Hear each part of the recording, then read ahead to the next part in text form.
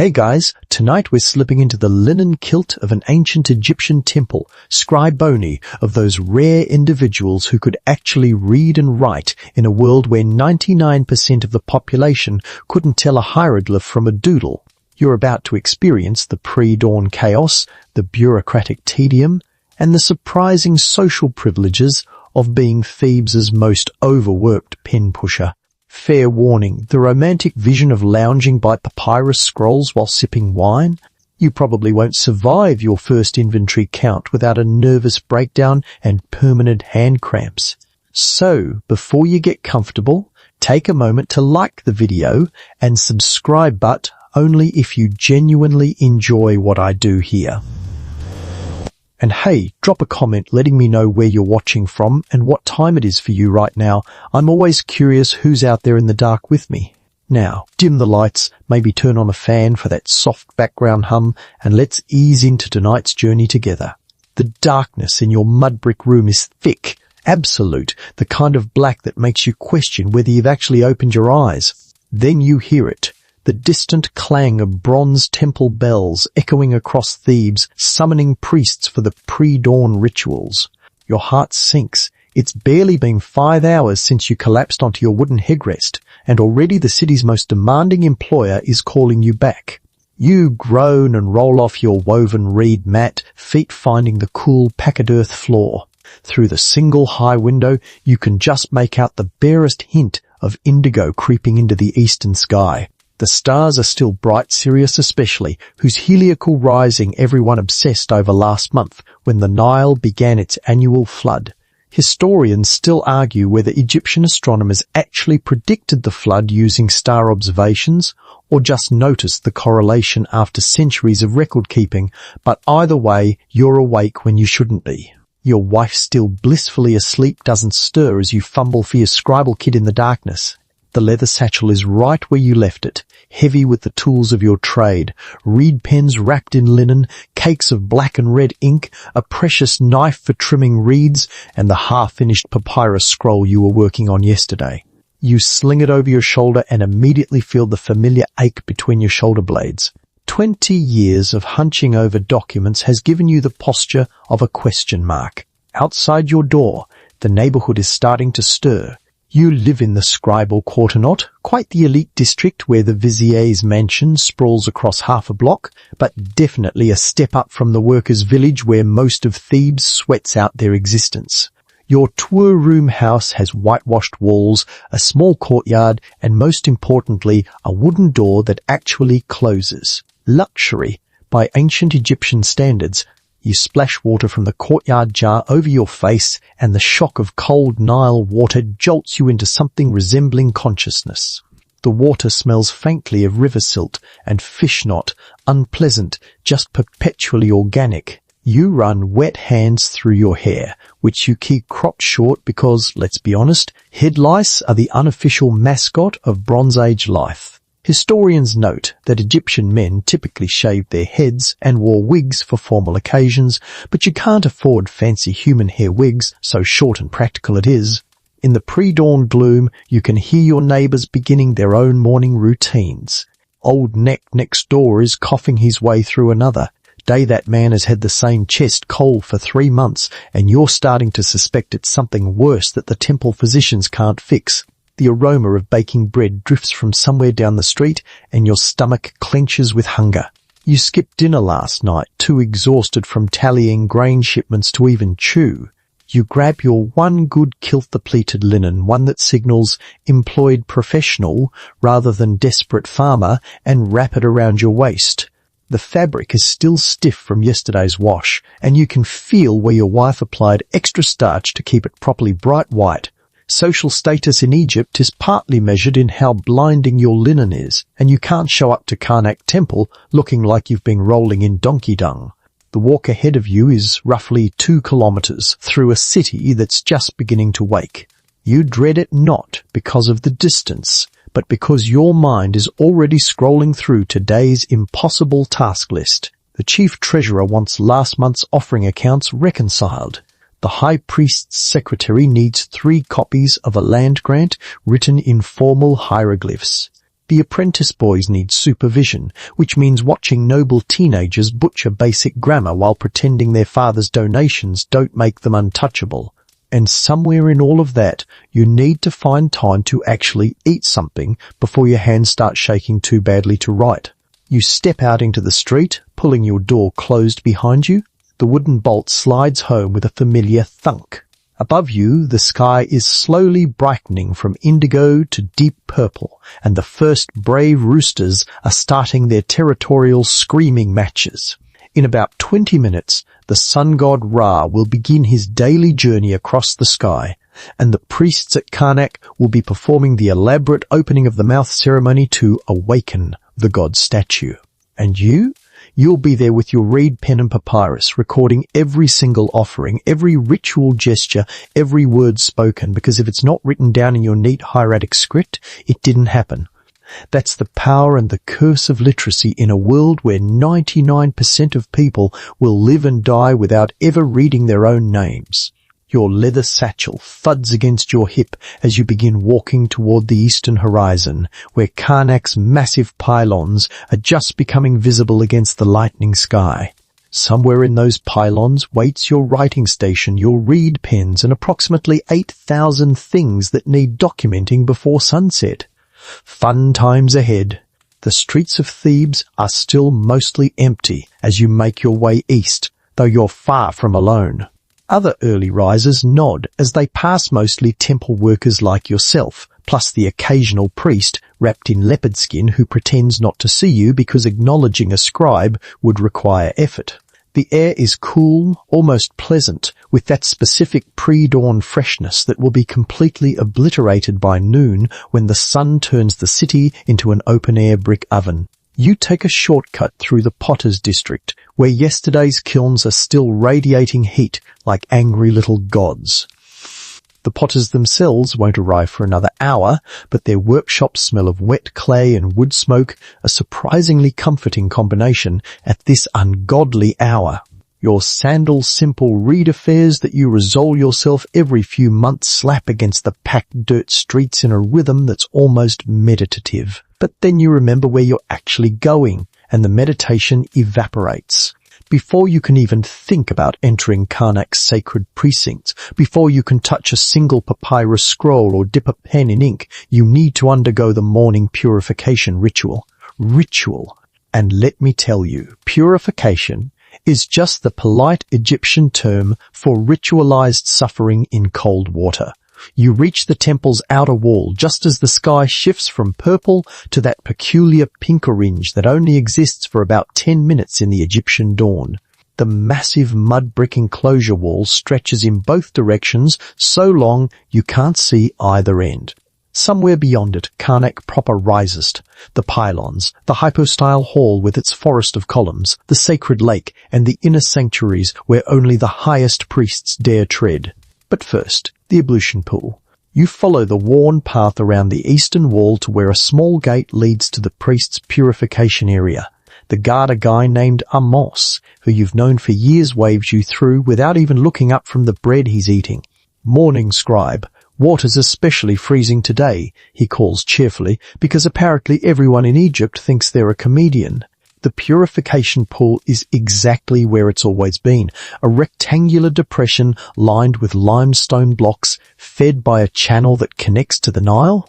The water is replaced daily, which sounds hygienic until you remember that the Nile also serves as Egypt's sewer, bathtub, drinking fountain, and crocodile habitat. Historians still argue whether the ancient Egyptians actually understood waterborne disease transmission or just got lucky with their religious cleanliness requirements, but either way, you're about to immerse yourself in it. You set your satchel down on the dry stone bench and start unwrapping your kilt. The morning air bites at your skin immediately. Other scribes and junior priests are already here, going through the same ritual with varying degrees of enthusiasm. Most look as thrilled as you feel, which is to say, not at all. The pool's surface is perfectly still, reflecting the lightning sky, and you can see your own face staring back up at you. There's ink under your fingernails from yesterday. There's always ink under your fingernails. You've had black-stained cuticles since you were 12 years old and first started scribal school, and you've long since accepted that they'll probably stay that way until you're mummified. You take a breath and step into the water. Sweet, merciful Ra, it's cold. The Nile might be warmer than the Mediterranean, but warmer is relative when you're wading into it before sunrise. The cold shoots up your legs, making your muscles clench involuntarily. You keep going because stopping would only prolong the agony. Water reaches your thighs, then your waist, and finally you just duck your entire body under the surface and get it over with. When you resurface, gasping, you're officially awake. Forget coffee if that won't be invented for another few thousand years, Scold. Nile immersion is Egypt's alarm system. You could feel your heart hammering against your ribs, your skin covered in goosebumps that have goosebumps. But you're not done yet. I'm not done yet. You wade to the shallow end, where baskets of natron salt sit in neat rows. Natron is Egypt's miracle substance used for everything from mummification to laundry to tooth cleaning. It's basically hydrated sodium carbonate, pulled from dried lake beds in the Wadi Natrun region, and it feels like scrubbing yourself with crystallized punishment. You grab a handful and start working it across your arms, watching yesterday's ink stains gradually dissolve into dark swirls in the water. The natron is abrasive, alkaline, and about as pleasant as bathing with sand, which, technically, natron deposits always contain some grit. You scrub your hands especially hard, working the salt under your nails, between your fingers, across your palms where the reed pen has left permanent calluses. The black ink doesn't want to leave. It never does. You'll spend 10 minutes trying to look ritually pure when everyone knows you'll just get restained the moment you start working. "Looking good there," calls out Paneb, a fellow scribe who works in the Treasury Department. He's rinsing his own hands nearby, equally covered in stubborn ink. Really getting that touched by the gods' glow. "More like touched by frostbite," you mutter back, but you're grinning despite yourself. Shared misery has a way of bonding people. The quirky thing about natron and this is a detail that never makes it into the formal temple records that scribes have discovered it works brilliantly as a hangover cure. Something about the mineral content when dissolved in water and drunk seems to settle a stomach that spent last night experimenting with too much date wine. Not that you'd know anything about that. Much. You finish your scrubbing and wade back to the deeper end for a final rinse. The water has warmed up slightly, or maybe your body has just gone numb. Either way, you can now move your fingers without them feeling like frozen fish. You duck under one more time, run your hands through your short hair, and emerge feeling something approaching human. The eastern sky is now properly bright, though the sun itself hasn't cleared the horizon yet. You have maybe 15 minutes before the opening of the mouth ceremony begins, which means 15 minutes to dry off, dress, and get to your station. You haul yourself out of the pool, water streaming off your body, and immediately start shivering again as the morning air hits wet skin. Someone has left a stack of linen towels on the bench row, practical cloths that smell faintly of soapwort. You grab one and start the process of becoming presentable enough for sacred bureaucracy. You're mostly dry now, or at least dry enough that you won't leave a trail of puddles through the temple complex.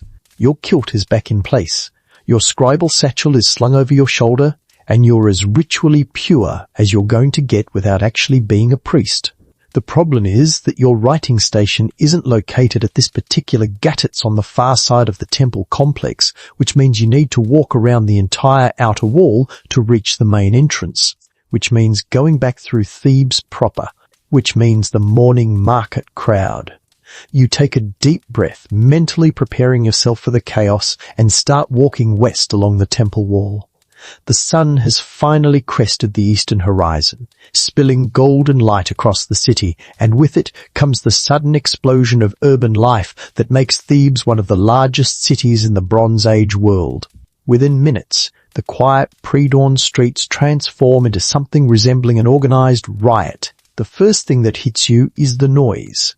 Vendors are already setting up their stalls, shouting to each other about prices and placement. Donkeys bray in protest as they're loaded with baskets of bread, dried fish, and pottery. Children scream with laughter while chasing a dog that's stolen someone's sandal. A woman is actually singing while grinding grain with a hand mill, her voice carrying some folk song about the Nile flood that everyone knows by heart. It's barely past sunrise and Thebes is already operating at maximum volume. The second thing that hits you is the smell. Egypt is hot, crowded, and lacks any concept of sewage treatment beyond dig a pit and hope for the best. The morning air is thick with the scent of baking bread wonderful, mixed with donkey manureless, wonderful combined with dried fish actively unpleasant, and the sweet, cloying smell of date wine from the tavern that apparently never closes. You breathe through your mouth and keep walking. You turn onto the main thoroughfare that runs parallel to the Nile, and suddenly you're in the thick of the morning market rush. The street is packed with bodies, all moving in different directions with what appears to be zero traffic coordination. A farmer is driving 3 goats toward the butcher's stall, completely oblivious to the fact that he's blocking everyone else. A woman balances an enormous pottery jar on her head with the kind of casual grace that makes you jealous. You tried that once and ended up with a concussion and a broken jar. "Fresh fish! Nile perch caught this morning," shouts a vendor to your left, waving a fairly deceased fish that is definitely not from this morning based on its glazed eyes and suspicious smell. Historians note that fish was a dietary staple for most Egyptians, despite priests being forbidden from eating it because fish supposedly consumed part of Osiris's body after Set dismembered him. You're not a priest, so you could eat it, but you're also not that desperate. You dodge around the fish vendor and nearly collide with a pottery merchant who's arranging his wares in a display that takes up half the street.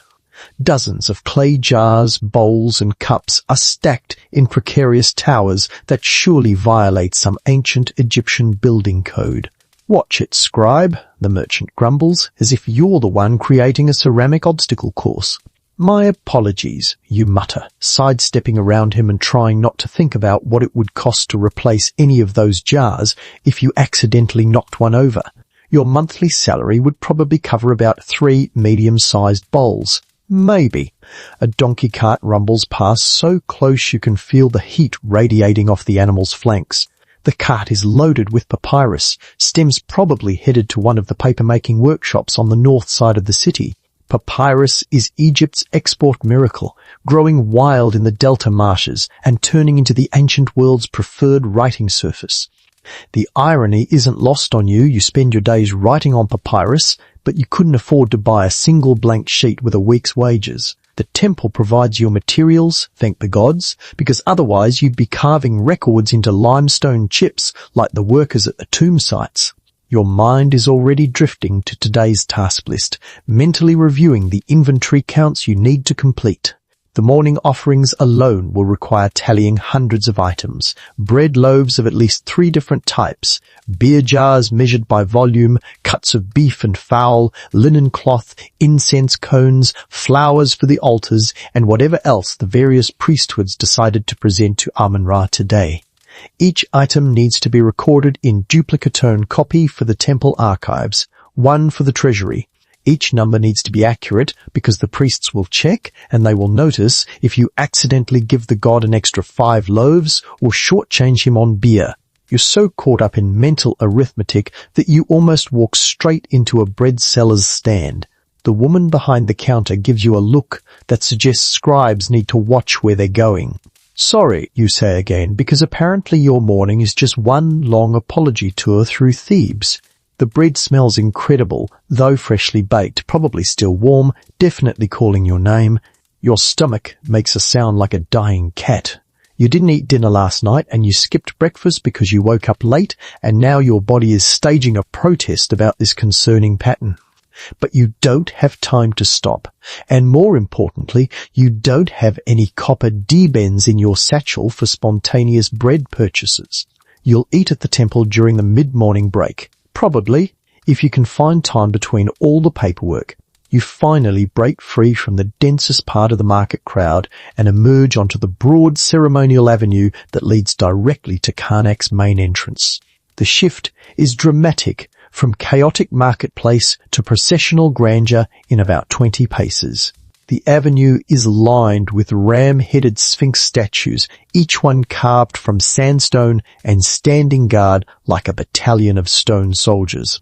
There are dozens of them, stretching toward the temple entrance, and they've been here so long that their features have softened with age and wind-blown sand. And then you see them, the pylons. Even after 20 years of walking through these gates nearly every day, the sheer scale of Karnak's entrance still makes you pause. The twin towers of the first pylon rise 40 meters into the morning sky, massive sloping walls of sandstone covered in carved reliefs showing pharaohs smiting enemies who probably never existed in those dramatic poses. The towers frame a central gateway that looks small from a distance but is actually large enough to drive 3 chariots through side by side. Not that anyone would, chariots are for royalty and military officers, not bureaucrats like you.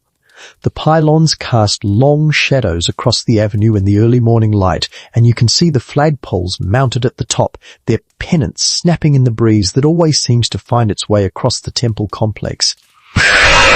Historians still argue whether these flags had specific religious symbolism or were just Bronze Age decoration, but either way, they make the entrance look appropriately impressive for the home of Egypt's chief god.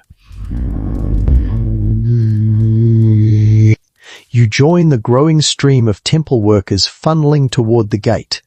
There are junior priests in their white linen, musicians carrying their instruments, perfume makers hauling jars of sacred oils, laundry workers with baskets of freshly washed ritual garments, and at least a dozen other scribes who all look as thrilled about this morning as you feel.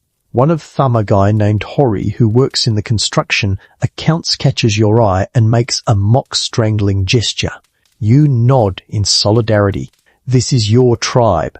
As you approach the actual gateway, you reach into your satchel and pull out your scribal badge.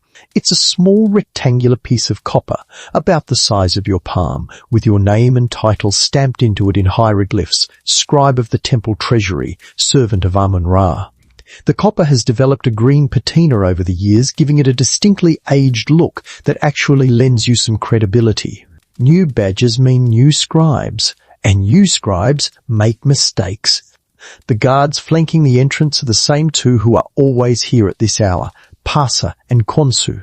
They're professional soldiers, trained in the pharaoh's army before being assigned to cushy temple guard duty, and they take their jobs with varying degrees of seriousness.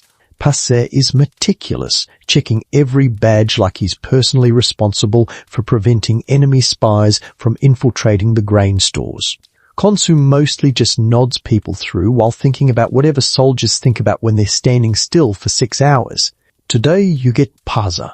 Badge, he says, holding out his hand with the enthusiasm of a man who's said this word approximately 12,000 times in his career.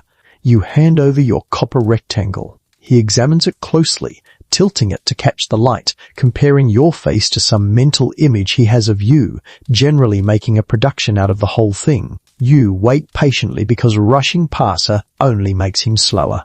Scribe of the treasury, he reads aloud, as if this is news to either of you. You're looking pale today. Not getting enough sun? That's what happens when you spend 12 hours a day in a dark room counting other people's bread, you reply, keeping your tone light. Parsa likes banter. It makes him feel like he's not just a human checkpoint. He grins and hands back your badge. In you go, pale scribe. Try not to pass out before lunch.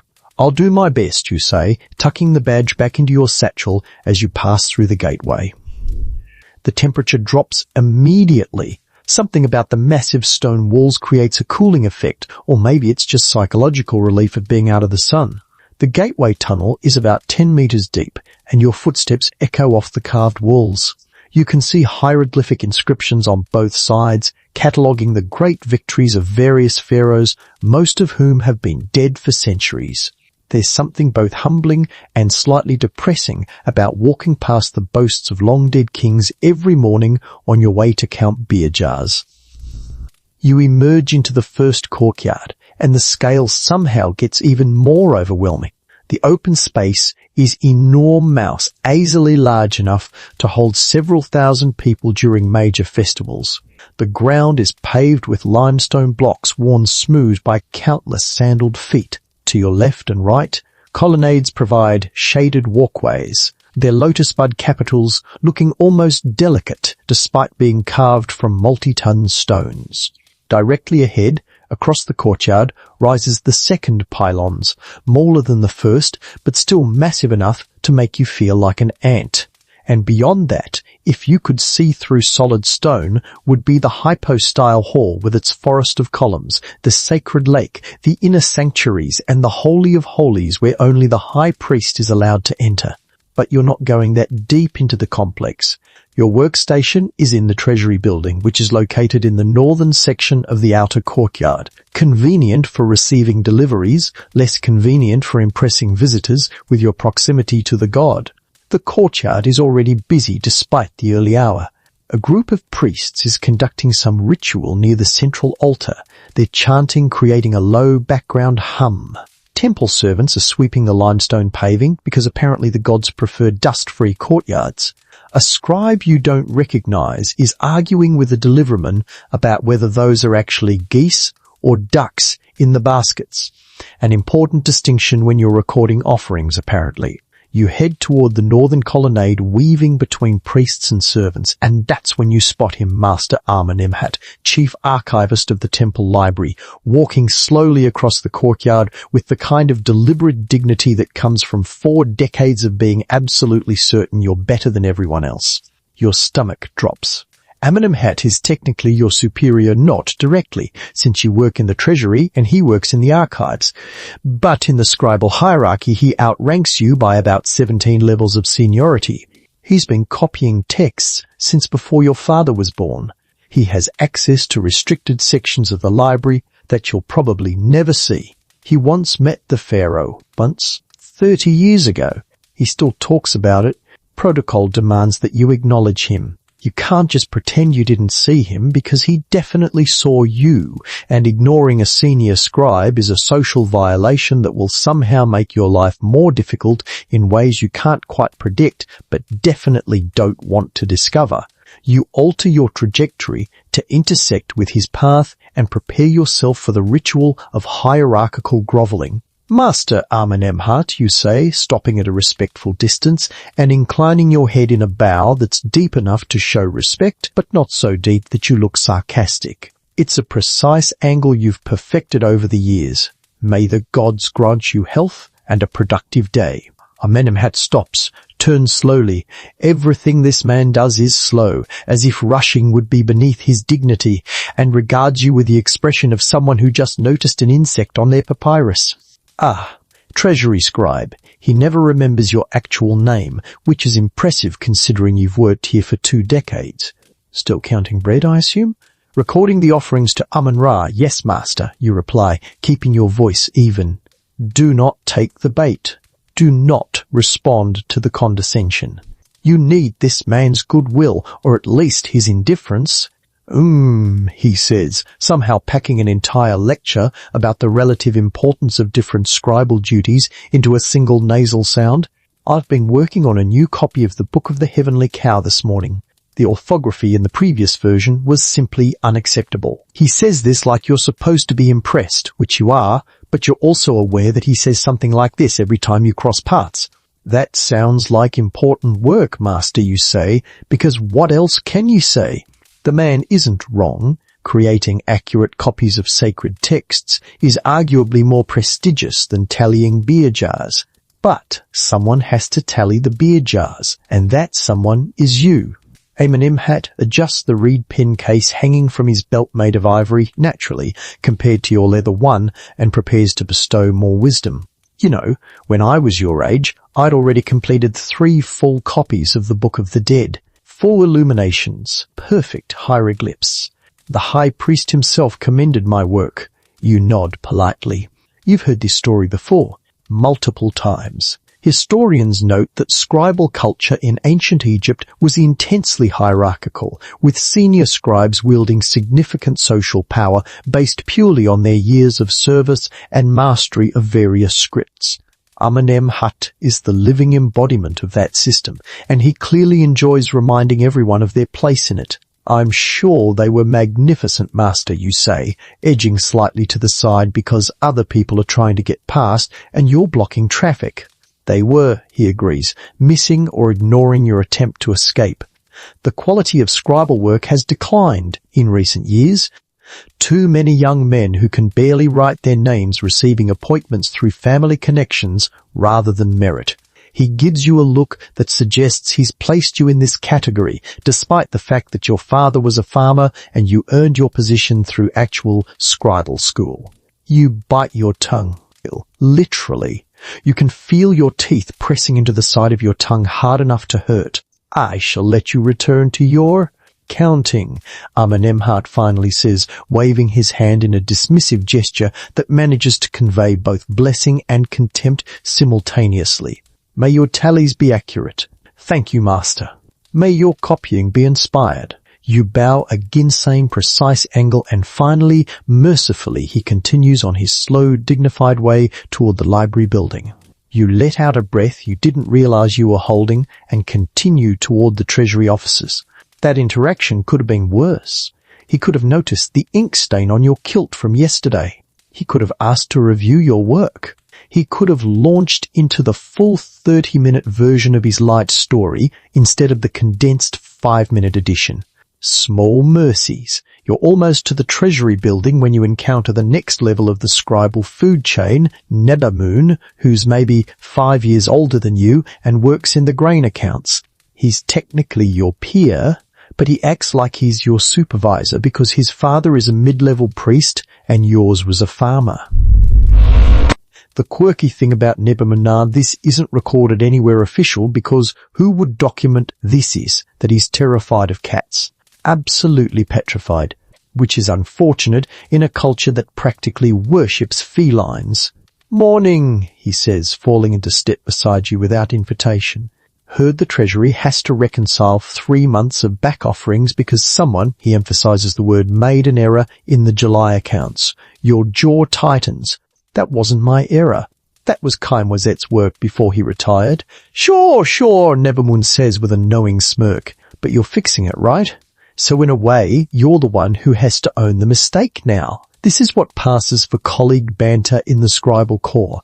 You finally escape Nebamoon by claiming you need to get started immediately, which is true, and push open the wooden door to the Treasury scriptorium.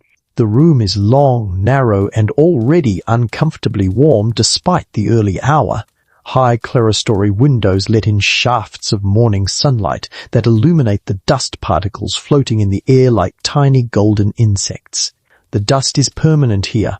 Paper dust, stone dust, dust from the courtyard that wafts in every time someone opens the door. You've made peace with it. 6 writing stations line the left wall, each one consisting of a low table, a stool, and a built-in shelf for storing materials. Your station is the third from the door, the prestigious first position nor the unfortunate last one near the waste pit where unsuccessful papyrus scraps go to die. It's a middle spot, which accurately reflects your middle position in the Treasury's scribal hierarchy. You set your satchel down on your stool and take a moment to survey your workspace. It's not much, but it's yours.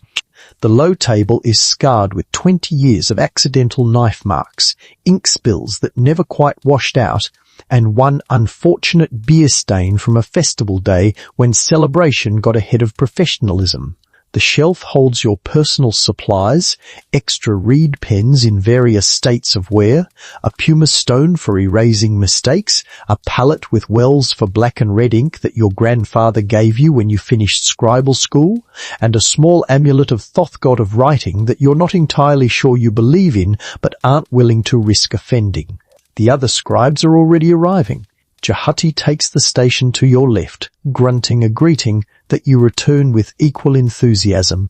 To your right, young Nebnefer is setting up his materials with the nervous energy of someone who's only been doing this job for 3 months. The kid is talented but anxious, constantly worried he's going to make some catastrophic error that will get him demoted back to washing pots. You remember feeling that way. It fades. Eventually the fear gets replaced by a weary competence that's somehow worse. Big day, Jehuti mutters, pulling out his own pallet. Festival offerings start coming in after lunch. Treasury wants everything recorded by sundown. Of course they do, you reply, because the Treasury always wants everything done by sundown, regardless of whether it's actually possible. You pull your own pallet from the shelf and examine it in the morning light. It's a simple wooden board about the length of your forearm with 2 circular depressions carved at one end for ink cakes and a slot down the middle for holding reed pens.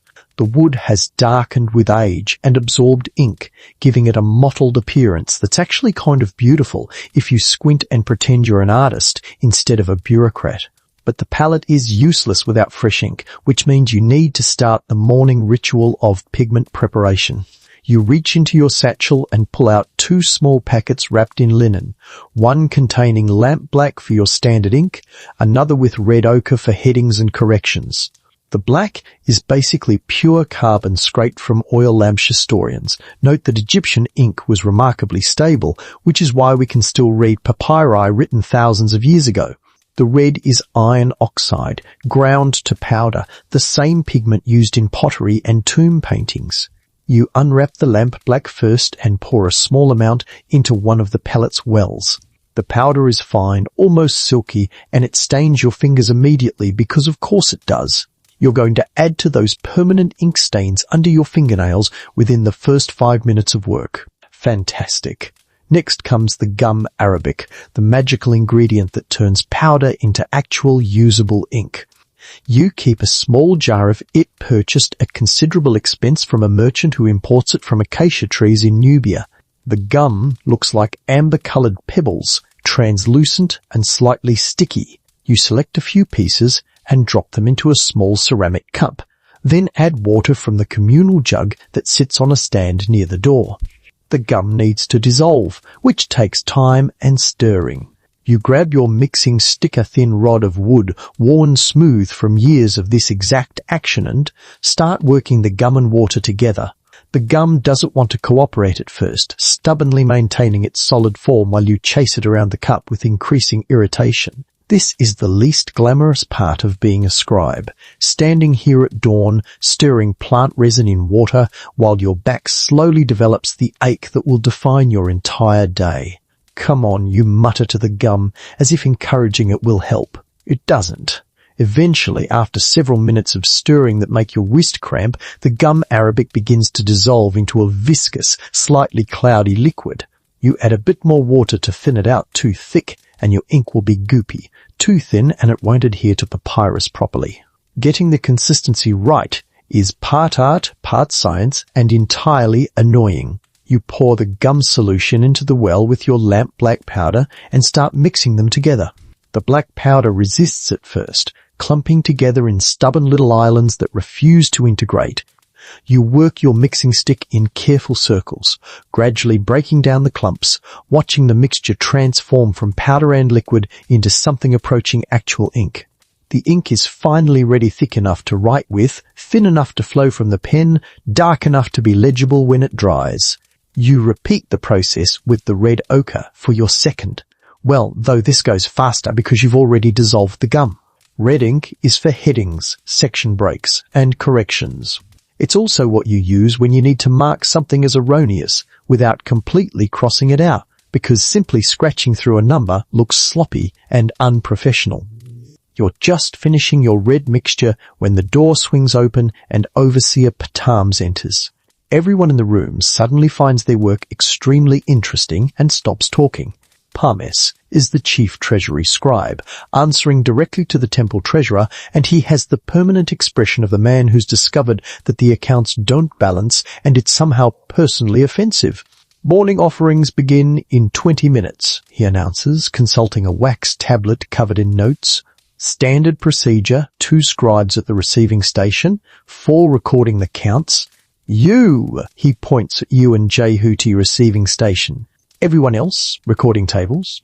Let's not have a repeat of last month's debacle. Last month's debacle involved someone recording 50 beer jars as 500, which created a minor theological crisis when the priests noticed the god had apparently consumed 10 times his usual offering and wondered if they'd somehow offended him. The error was eventually caught, but not before 3 days of sacrificial anxiety and one very uncomfortable meeting with the high priest.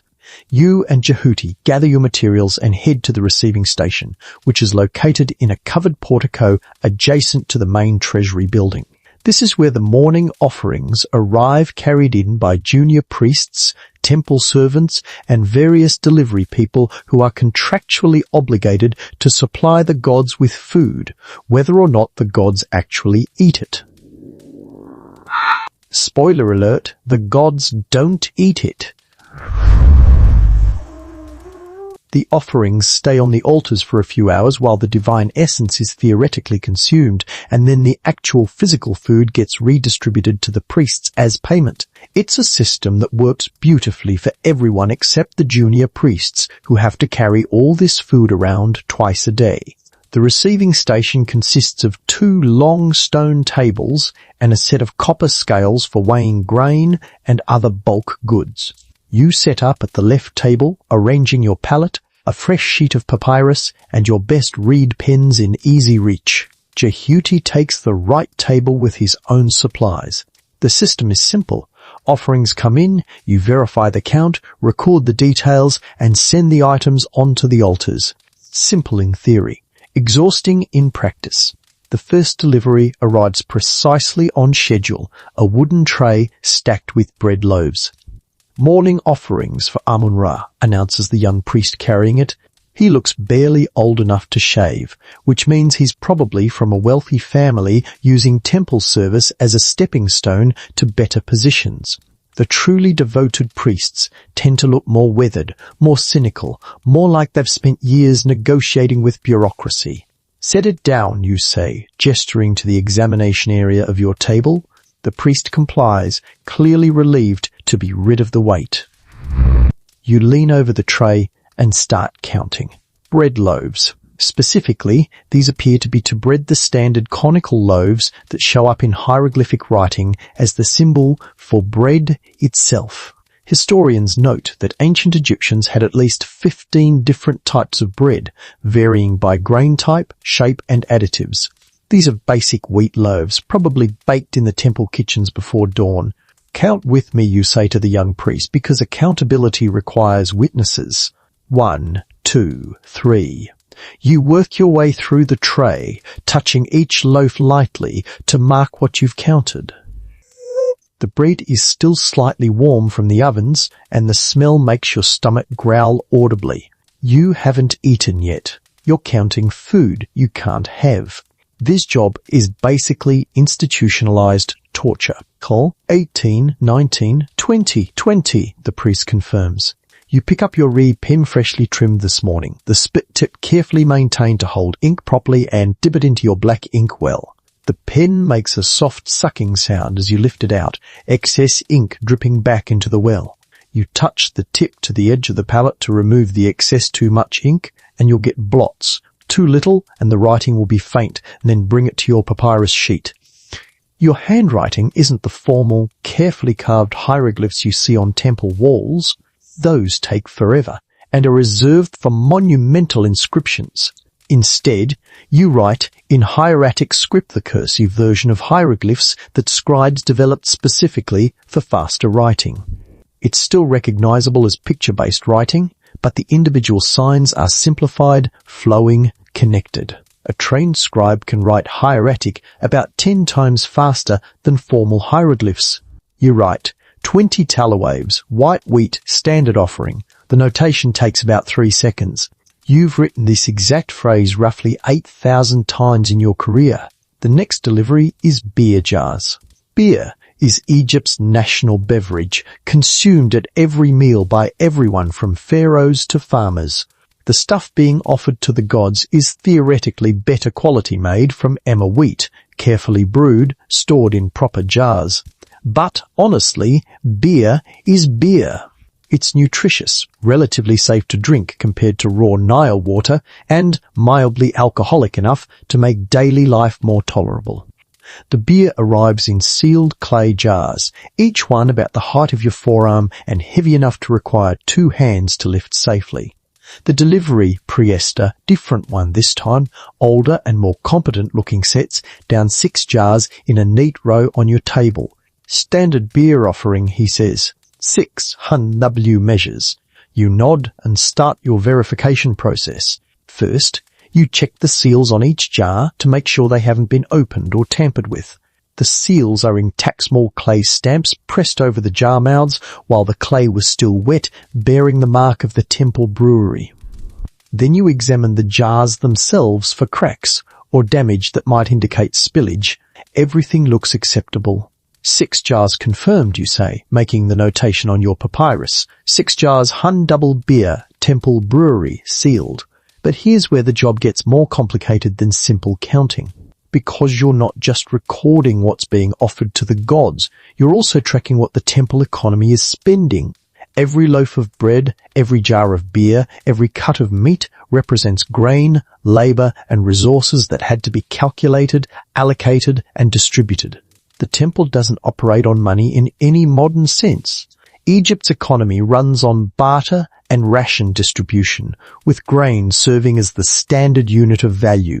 Your job isn't just to count offerings, it's to track the entire economic system that makes those offerings possible. Which means you need to calculate the grain cost of everything coming through this station. You pull out a second sheet of papyrus, your accounting sheet, and start doing the math. 20 loaves of tab bread required approximately 1 hecat of emmer wheat to produce, plus the baker's labor, plus fuel for the ovens. You convert this to standard grain units, 1.2 hecat total expenditure. 6 jars of beer required roughly 3 hecat of barley, plus the brewer's time, plus the pottery costs for the jars themselves. Call it 3.5 hecat equivalent. You're scratching these figures onto your accounting sheet when you feel someone's presence behind you. The hairs on the back of your neck stand up in a way that has nothing to do with the morning heat and everything to do with recognizing impending bureaucratic suffering. Your calculations are slow this morning.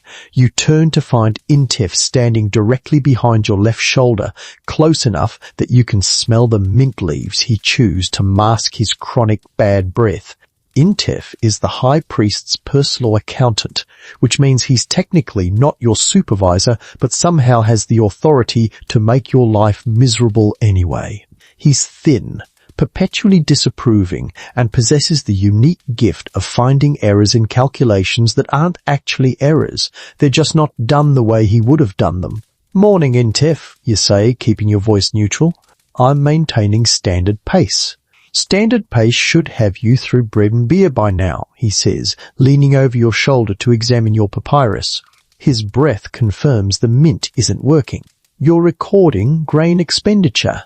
As required by Treasury protocol," you reply. "This is the dance you do with Intef. He implies you're doing something wrong. You cite the actual rules. He finds some other angle to criticize." He taps your accounting sheet with one long finger, the nail filed to a point for some reason. "You're calculating beer at 3.5 hecat equivalent per 6 jars? "Yes." "Standard brewery conversion rate?" "The rate changed last month. It's now 3.8 hecat due to increased barley costs from the Delta suppliers." He says this with the satisfaction of someone who's caught you in an error. You resist the urge to sigh. "I wasn't informed of a rate change. Overseer Petams received notification. I assumed he would disseminate the information to his scribes." Intef straightens up, managing to imply that your ignorance is somehow both your fault and Petams's fault, but definitely not his fault for failing to communicate it directly. You pull your accounting sheet back and start making corrections. 3.8 hecat for the beer instead of 3.5. The difference seems trivial point. 3 hecat of grain butt. Multiply that across a year of daily offerings and you're talking about a significant discrepancy in the temple's resource tracking. This is why scribal work drives you slowly insane. The details matter. Every single microscopic detail matters, and someone is always watching to see if you get them wrong. I'll update my calculations, you say? See that you do. Intef moves on to hover over Jehuti station, presumably to find some other minor error to fixate on. The morning progresses in waves. After bread and beer comes the meat, cuts of beef, haunches of gazelle, whole ducks with their feathers still on. Each item needs to be counted, examined for quality, and recorded. Then comes the produce, onions, lettuce, cucumbers, dates, figs. The vegetable offerings require special attention because you need to record not just quantity, but also qualidade, ere these first-rate dates or the smaller, less desirable ones. It matters for the accounting because worker rations are sometimes paid in produce, and workers notice when they're being shortchanged with inferior goods. Historians still argue whether temple economies in ancient Egypt operated as true redistributive systems or were more like centralized storage facilities with complex exchange networks. From where you're standing, literally standing, because there's no time to sit it, feels like both simultaneously.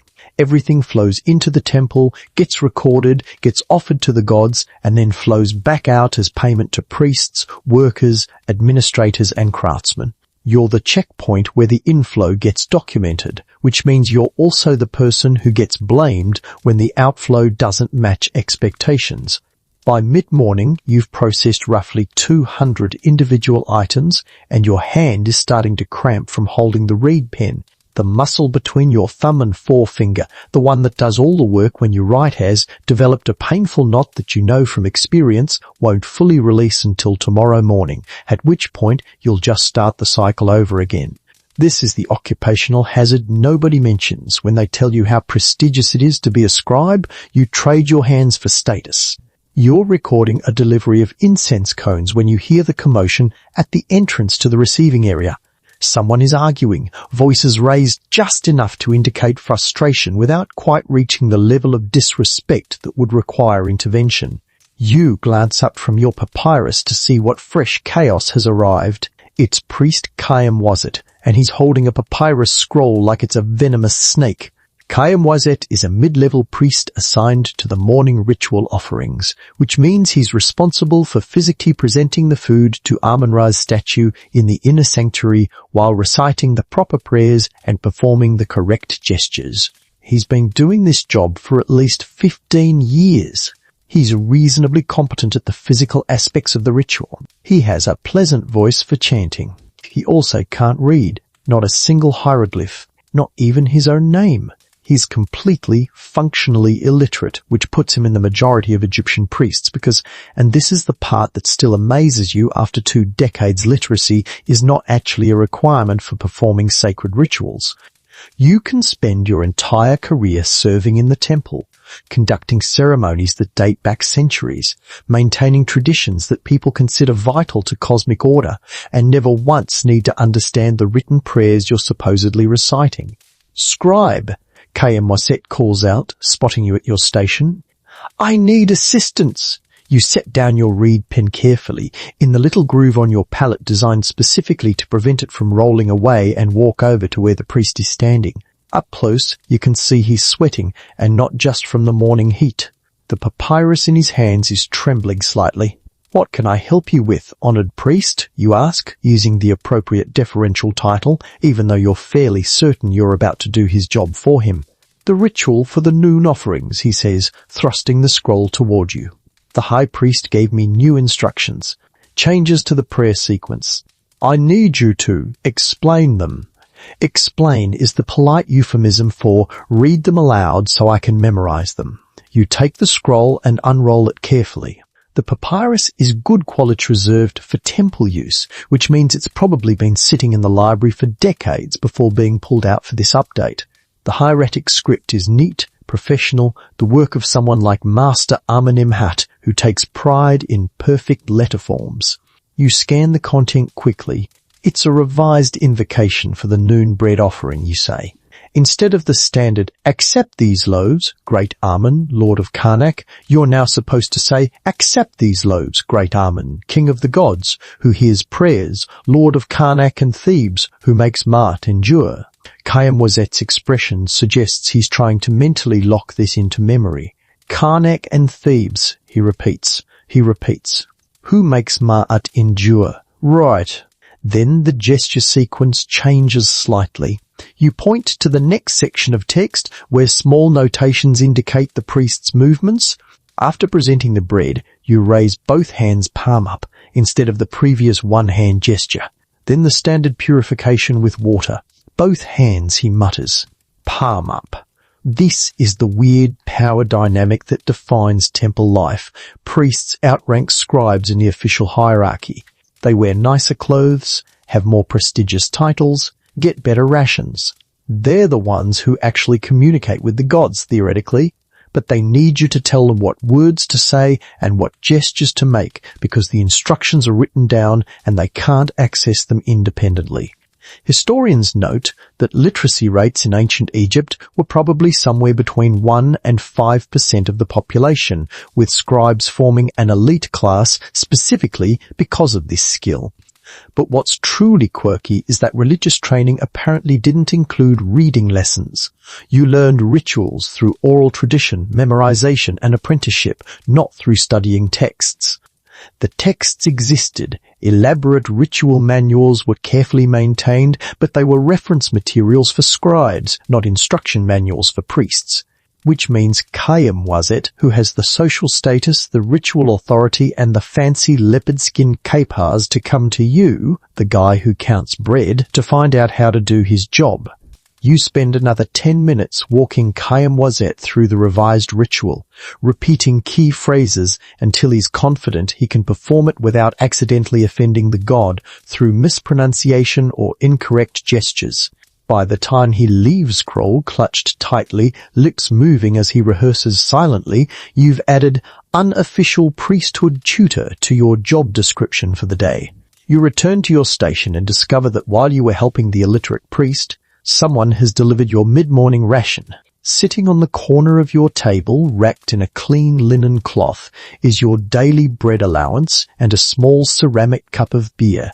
The sight makes your stomach execute a complicated gymnastics routine of joy and anticipation. Finally, you mutter, setting aside your reed pen and reaching for the food with the kind of reverence usually reserved for religious artifacts.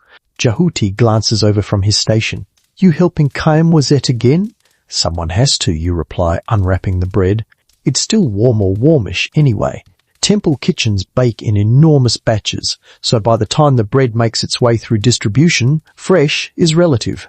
But it's food, and you haven't eaten since yesterday afternoon, so it could be made of papyrus scraps, and you'd probably still devour it. Third time this month he's needed clarification on the rituals, Jehuti says, using finger quotes around clarification in a way that suggests he's been practicing that gesture. How does someone make it to senior priest without learning to read? Family connections, you say through a mouthful of bread, and excellent memorization skills. Plus, to be fair, the rituals rarely change. He's probably performed the same prayers 1,000 times. It's only when the high priest decides to update something that he needs help. The bread is dense, chewy, with a slight sourdough tang that's characteristic of Egyptian wheat bread. It's not fancy, no honey, no herbs, just pure grain transformed into edible form through the magic of yeast and heat. But your body doesn't care about culinary sophistication right now. Your body cares about calories and the immediate cessation of stomach-cramping hunger. You take a sip of beer to wash down the bread. The beer is thick, cloudy, slightly sweet, and contains what you estimate to be about 3% alcohol, enough to take the edge off the morning stress without turning you into a stumbling disaster. Egyptian beer isn't filtered the way beer will be in distant future cultures, so it has texture. You're basically drinking liquid bread with attitude. Some people hate it. You've learned to appreciate it, or at least you've convinced yourself you have. Young Nebnefer leans over from his station. Did you hear about the new construction project? His voice carries the excitement of someone who still finds temple gossip thrilling rather than exhausting. Which new construction project, you ask? Because there's always a new construction project. Pharaohs have been building their way to immortality for centuries, each one trying to outdo their predecessors with bigger temples, taller obelisks, more elaborate tombs. The pharaoh wants to expand the hypostyle hall, Nebnefer says, dropping his voice even though there's nobody important nearby to overhear. Add another 2 rows of columns. They're talking about hiring workers from the delta, bringing in more sandstone from the Gebel el-Silsila quarries. Jehuti snorts. Of course he does. Every pharaoh needs to leave his mark. Can't just maintain what's already here. Has to build something new and expensive. To be fair, you say, playing devil's advocate because it's too early for pure cynicism, the hypostyle hall could use expansion. During major festivals, the crowd overflow is getting dangerous. The hypostyle hall is already enormous, Jehuti counters. You could fit a small village in there. How many columns does one god need? This is a debate that happens constantly among the scribal class, the tension between religious magnificence and practical resource management. On one hand, yes, the temples are architectural marvels that inspire genuine awe and demonstrate Egypt's power and piety. On the other hand, every block of stone quarried and transported is labor that could be used for irrigation projects. Every month of construction work is grain that could feed farmers. Every gold-leafed statue is wealth that could be distributed more broadly. Historians still argue whether Egypt's massive temple-building projects were economic drains or actually stimulated the economy through employment and craft specialization. From your perspective at the accounting level, you can see both sides. Yes, the construction generates jobs, but it also strains resources in ways that ripple through the entire system. How much is this expansion supposed to cost? You ask Nebnefer. The young scribe glances around conspiratorially, then leans in closer.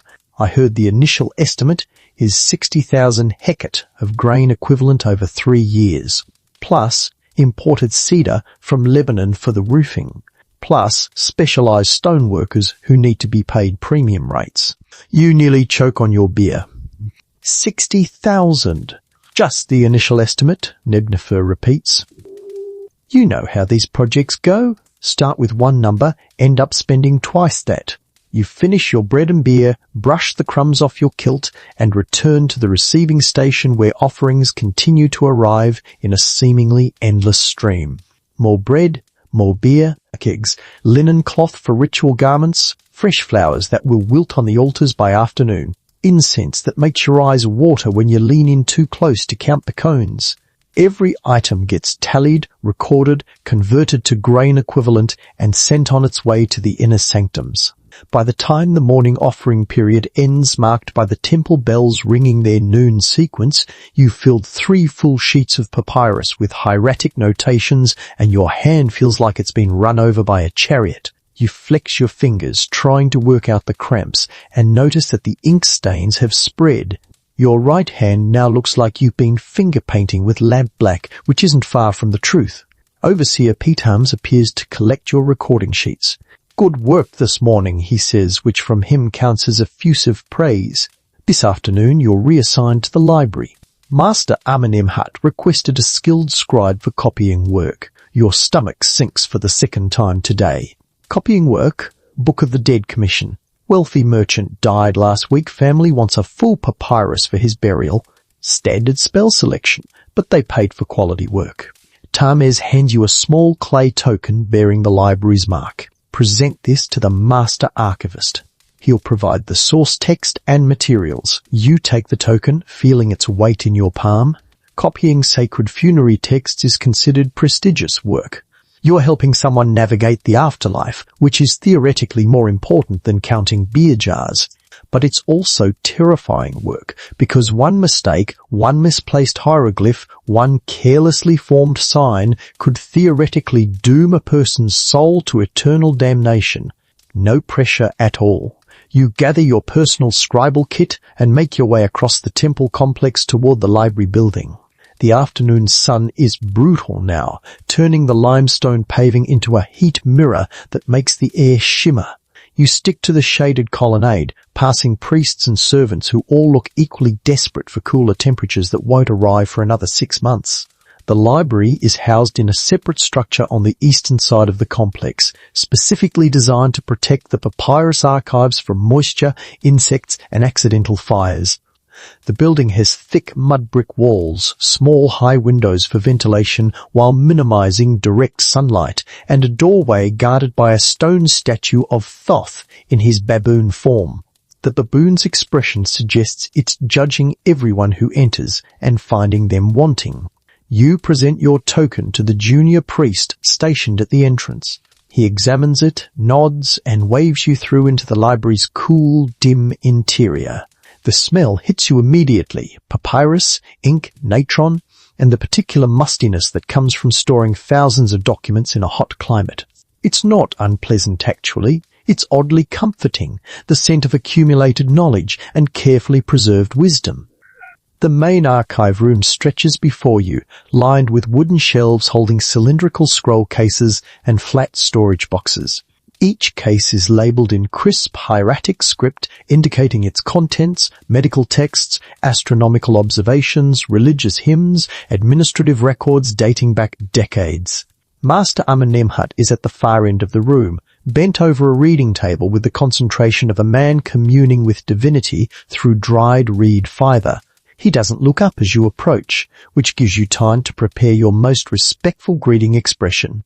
Master Amenemhat, you say softly, bowing. Overseer Palms sent me for the copying commission. The old scribe finally raises his head, regarding you with the same mild surprise he shows every time, as if he's just noticed that other people exist.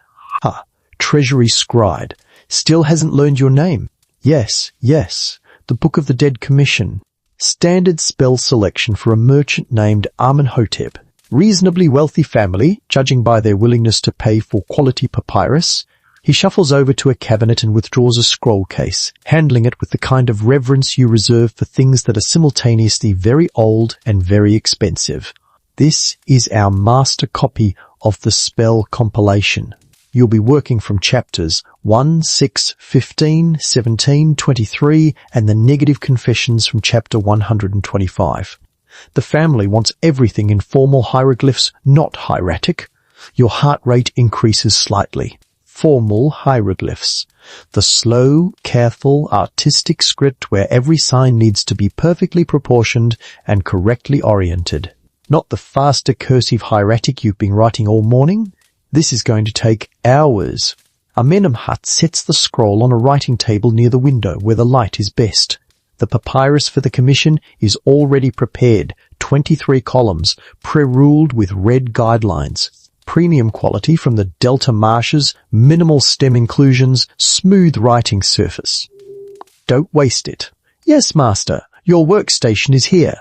He gestures to the table, which has been set up with a full palette, fresh ink cakes, a selection of fine reed pens with tips so delicate they look like they'd snap in a strong breeze, and the most pristine sheet of papyrus you've seen in months.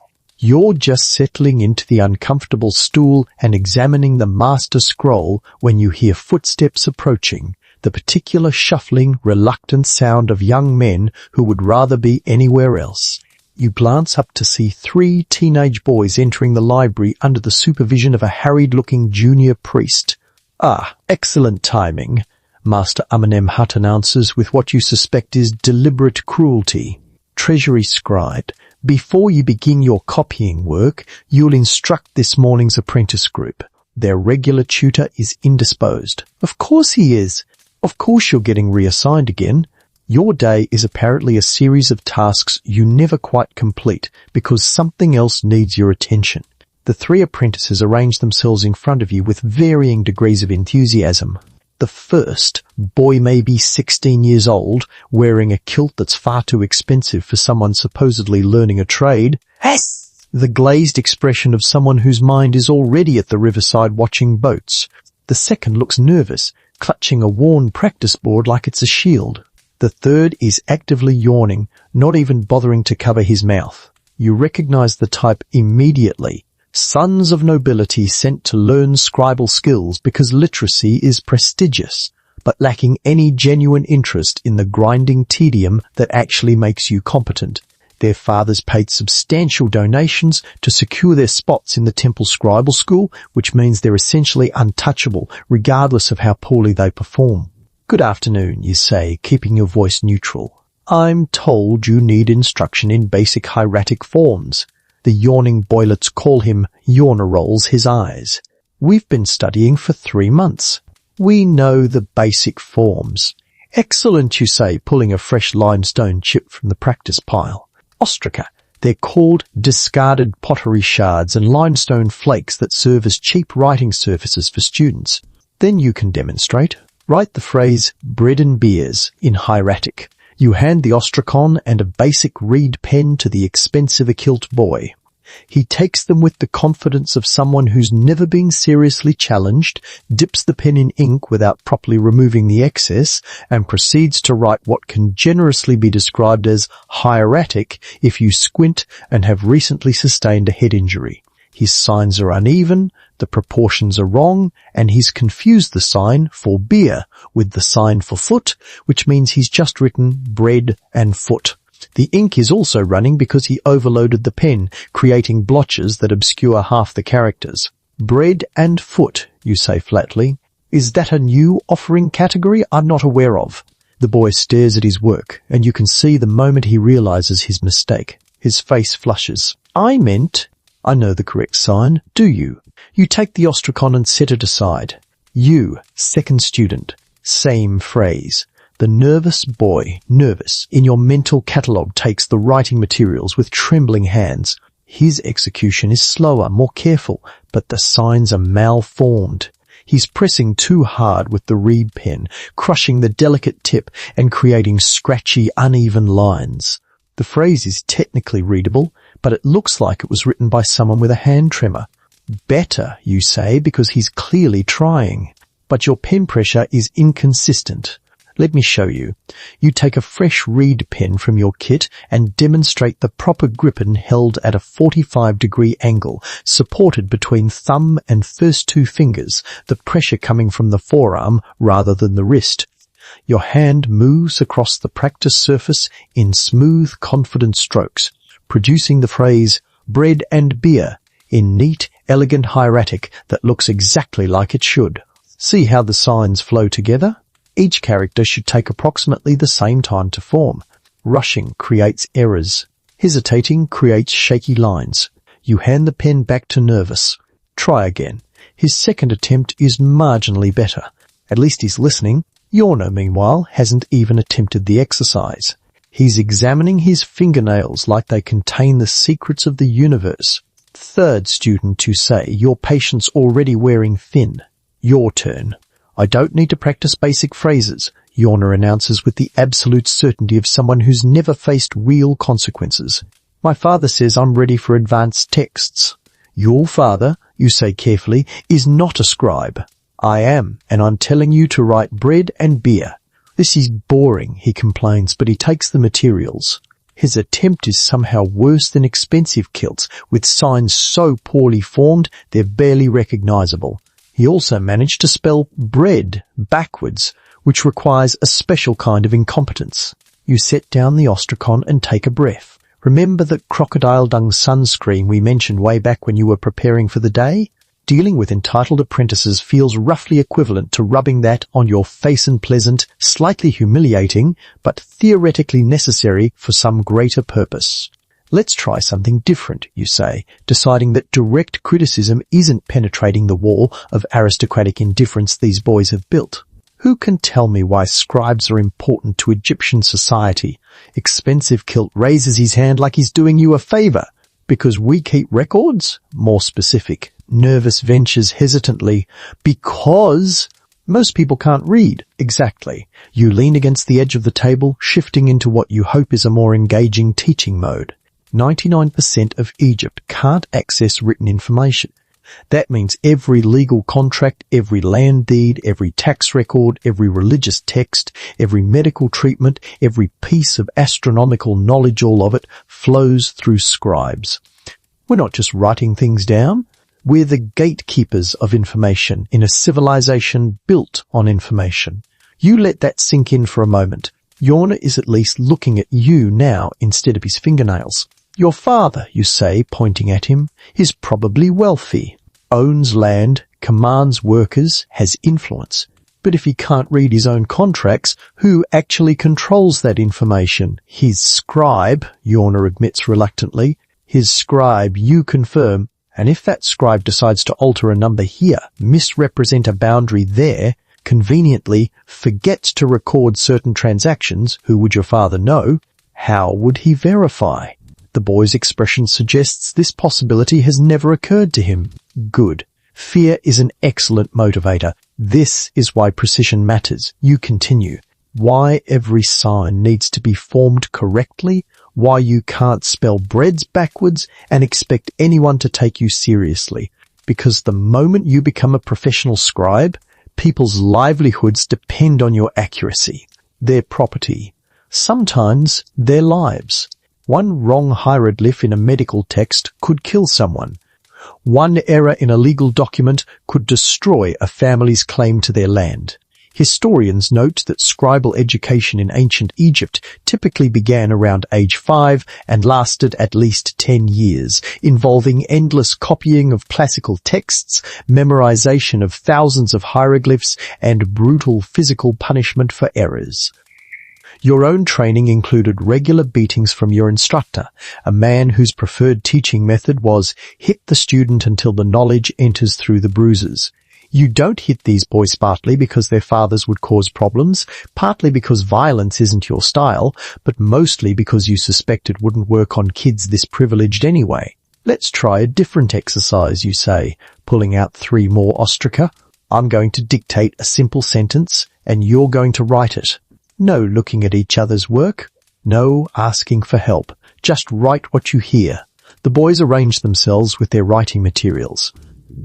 You notice Nervous is gripping his pen so tightly his knuckles are white. The sentence is, the scribe records the grain delivered to the temple storehouse on the 3rd day of the 2nd month. You speak slowly, clearly, giving them time to process. Begin.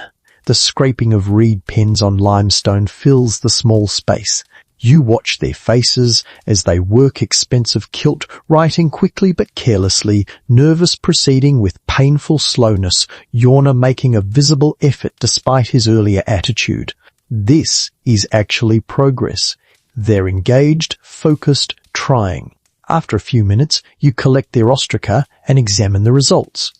Expensive Kilt has written, the scribe records the grain delivered to the temple storehouse on the 3rd day of the moon.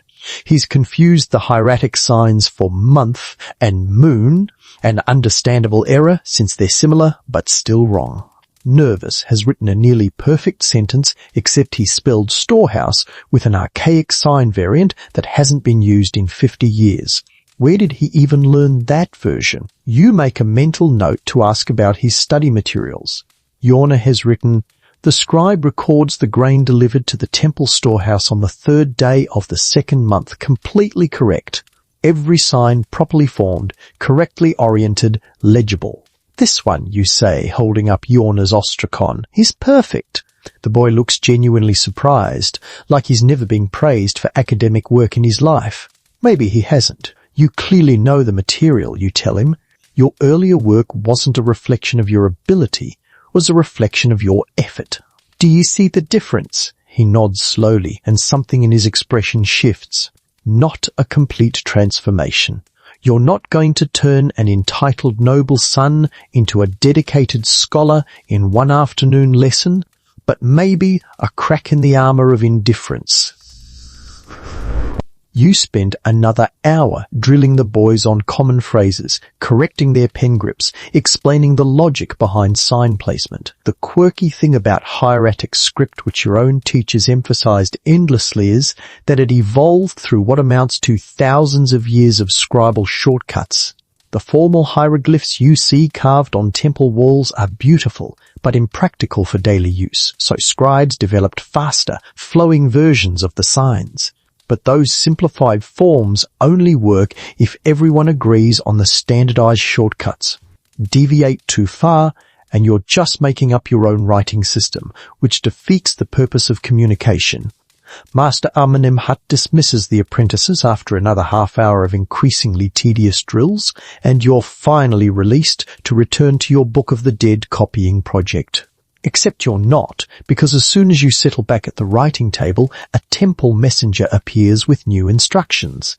Overseer Palms needs you back at the treasury immediately, the boy announces breathlessly. Administrative dispute requiring scribal arbitration. You close your eyes and count to 5, then 10.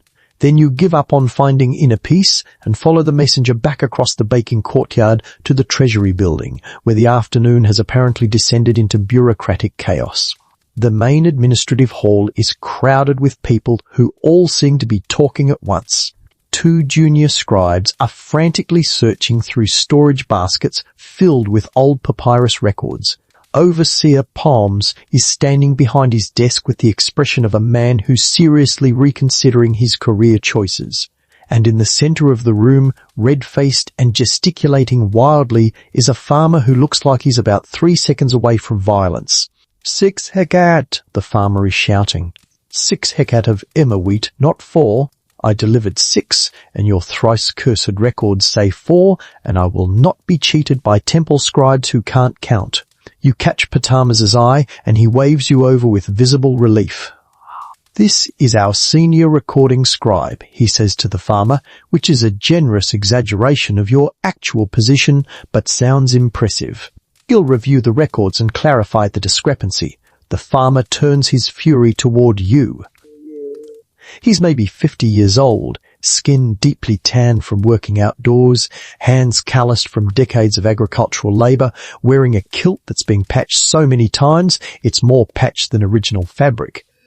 His name, you learn, is Seneb, and he farms a plot near the Eastern Irrigation Canal.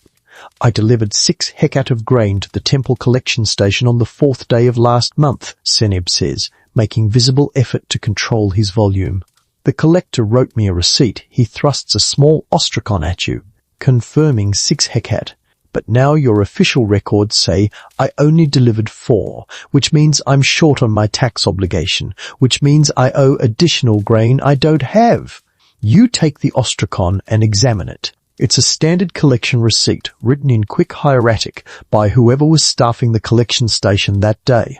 The handwriting is terrible, barely legible scratches that might say 6, or might say sick, or might say something else entirely. This is what happens when you station barely trained scribes at agricultural collection points and tell them to process hundreds of farmers per day. Let me find the official record, you say, moving to the storage area where tax documents are filed by date and district. The filing system is theoretically organized but practically a nightmare because it depends on every scribe using the same classification conventions, which they don't because that would require coordination and communication beyond what the bureaucracy can manage. You dig through basket after basket, scanning papyrus sheets for the relevant date and location. Behind you, Seneb is explaining his situation to anyone who'll listen. I have 8 mouths to feed. 8. My wife, 5 children still at home, my mother who's too old to work, and me. The harvest was barely adequate this year. The flood was low. The soil wasn't as rich. We lost a quarter of the crop to locusts. I gave the temple everything I owed. Everything. And now they're saying it's not enough because someone can't write a simple number correctly. You finally locate the record. Agricultural tax collection, 4th day, 2nd month, Eastern District. You scan down the list of names until you find Seneb's entry. It says 4 hecat, but there's something odd about the number. You tilt the papyrus toward the light streaming through the window. The hieratic sign for 4 looks wrong. The angle is off, the proportion is strange, and there's a faint smudge that might be an erasure. Was this entry corrected? You ask the junior scribe who's hovering nervously nearby. I don't know, he admits. That's Kenty's work. He was manning that collection station. Where's Kenty now? Left for the day. Won't be back until tomorrow morning. Of course not, because dealing with angry farmers in real time would be too convenient. You study the papyrus more carefully. Historians still argue whether ancient Egyptian bureaucracy was genuinely efficient or just created the appearance of efficiency through elaborate record-keeping that often contained errors nobody caught. From where you're standing, literally holding the evidence, you're leaning toward the appearance of efficiency theory. The thing is, you can see what probably happened. Kenti was processing farmers quickly, writing numbers rapidly, and either his handwriting was so poor that his 6 looked like 4, or he genuinely miscounted and recorded the wrong amount. Then, when the records were transcribed for the official archives, someone copied the error without questioning it, because why would you question your colleague's numbers? You make a decision that's either going to solve this problem or create a much bigger one. Overseer Palms, I believe the original receipt is accurate and our archive record contains a transcription error. The 6 was misread as 4. Palmes examines the papyrus himself, squinting at the questionable number.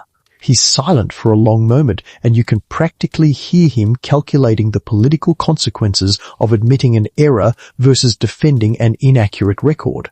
Very well, he finally says. We'll correct the archive to reflect 6 hecat delivered. Farmer Seneb's tax obligation is satisfied. The relief on Seneb's face is profound.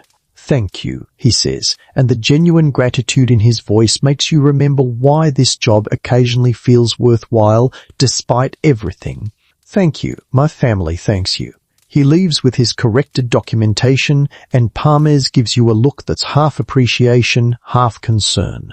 That was generous of you. That was accurate, you counter. The receipt clearly shows 6, even if the handwriting is atrocious. Still, there will be a 2 hecat discrepancy in the district totals now. Then the district totals were wrong to begin with. You're probably being more defiant than is wise, but you're tired, your hand hurts, and you're fairly certain your lunch break disappeared somewhere around the time you started teaching spoiled noble children their alphabet.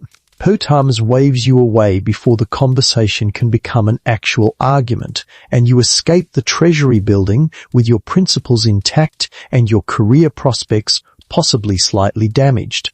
The sun is lower in the sky, now late afternoon, sliding toward evening, and you've somehow burned through most of the day without completing a single major task. The Book of the Dead copying project is still waiting. Your morning offering accounts need final reconciliation. Tomorrow's preparation work hasn't even started. You're heading back toward the library when someone calls your name. Actually calls your name, not Treasury Scribe or some other generic title.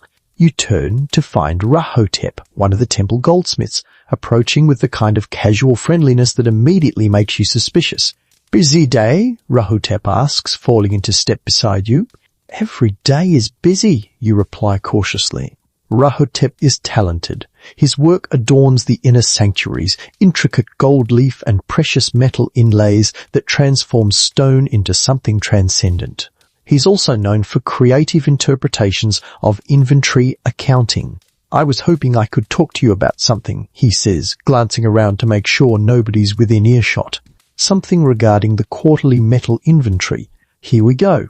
What about the inventory, you ask, keeping your voice neutral even as your internal alarm bells start clanging. Well, Rahotep says, lowering his voice, there's been some variance in the gold allotment versus the finished pieces. Nothing major, just, the nature of working with precious metals. Some lost during heating, some waste during forming, totally normal manufacturing processes. How much variance? You know exactly where this is going, and you're already composing your refusal. Maybe 4 deben of gold missing from the expected output. He says this like it's nothing, like 4 deben isn't a significant quantity of precious metal worth multiple months of a worker's salary. 4 deben, you repeat. Right. And I was thinking, when you record the quarterly accounts, maybe you could adjust the expected output calculations to account for a higher waste percentage. Make the numbers balance more naturally. He pauses, then adds with studied casualness, I'd be very grateful. I could probably acquire some excellent wine from the Syrian merchants. Or, if you prefer more practical compensation, I know a sandal maker who does beautiful work. This is bribery. This is explicit, unambiguous bribery to falsify official temple records. The really frustrating thing is that part of you is tempted, not because you're particularly corrupt, but because you're exhausted, underpaid, and 4 ben of gold in wine or sandals or other luxury goods would genuinely improve your life. Your wife has been asking for new furniture for 2 years. Your son needs a better education than you can currently afford. The sandals you're wearing have been resoled so many times they're held together by hope and worn leather strips. But, Rahotep, you say carefully, I understand manufacturing waste is real. If 4 deben were genuinely lost to legitimate processes, we could document that properly. But you're asking me to misrepresent the numbers, which suggests the goal wasn't losted, was diverted. His expression shifts from friendly to calculating. I'm not suggesting anything improper, just realistic accounting. Realistic accounting, you say, is what I do every day. This isn't that. Rahotep's friendly expression hardens. You're making a mistake. Other scribes understand how things work. They're flexible, then work with them, you suggest, turning away. I need to finish my actual assignments. You walk away before he can apply more pressure, your heart beating faster than it should. Refusing bribes is theoretically the right thing to do, but practically it's just alienated a craftsman who has connections throughout the temple complex. Word spreads fast in bureaucratic environments. By tomorrow, certain people will know you're not flexible, which might protect your integrity, but definitely won't help your career advancement. You finally make it back to the library, where the Book of the Dead copying project awaits like a patient predator. Master Amenemhat has left for the day, probably departed around noon, because senior archivists don't work full days when they can delegate instead. The space is quiet now, cool, almost peaceful. You settle onto the wooden stool at your assigned writing station and immediately feel your lower back protest. There's a specific spot, about halfway down your spine, where 20 years of sitting hunched over writing surfaces has created a permanent knot of angry muscles. Sometimes you can massage it out. Today it's just radiating dull pain that you know will intensify as the afternoon continues. You roll your shoulders trying to loosen the tension. Your neck cracks audibly. Your right hand, the writing hand, has developed a tremor from overuse. You flex your fingers and watch them shake slightly. This is normal. This is what happens when you've been gripping a reed pen for 8 hours with only brief breaks. The muscle fatigue will pass. Probably, eventually, the pristine papyrus sheet mocks you with its blank perfection. 23 pre-ruled columns waiting for hieroglyphs that need to be absolutely flawless because they're going to guide someone's soul through the afterlife. No pressure, just the eternal fate of a dead merchant depending on your ability to draw accurate bird symbols, despite the fact that your hand is cramping and your vision is starting to blur. You unroll the master scroll to the first spelver, opening of the mouth, ceremony that allows the deceased to speak, eat, and breathe in the afterlife. The hieroglyphs are beautiful, precise, the work of a master scribe from decades ago. You need to copy them exactly. Every sign in the correct orientation, every proportion perfect, every detail reproduced with absolute fidelity. You select your finest reed pen, the one with a tip so delicate you barely breathe on it. Wrong, and it splits. You dip it in black ink, remove the excess with practiced precision, and bring it to the papyrus. Your hand shakes. Not much, just a barely perceptible tremor, but enough that the first stroke, which should be smooth and confident, comes out slightly wavy. You stop, breathe, try again. Same tremor. This is the nightmare scenario. You're too exhausted to do detailed work, but the work absolutely requires precision. Historians note that professional scribes in ancient Egypt often developed repetitive strain injuries, vision problems from working in dim lighting, and chronic back problems from maintaining poor posture for hours at a time. You're currently exhibiting all 3 conditions simultaneously, which is either impressive or deeply concerning depending on your perspective. You close your eyes for a moment. The darkness behind your eyelids is spotted with strange floating light-eye strain from focusing on papyrus all day in inconsistent lighting conditions. When you open them again, you have to blink several times to bring the master scroll back into focus.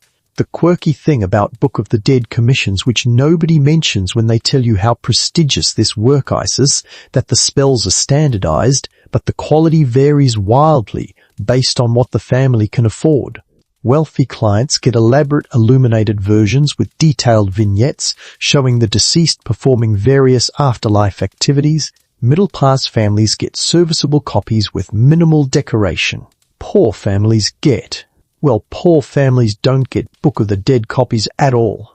They get oral prayers and hope that counts.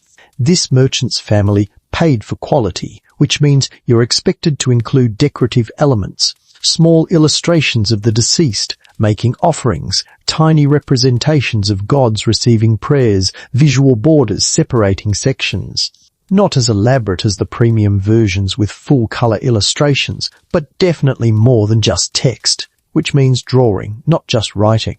Your art skills are functional at best.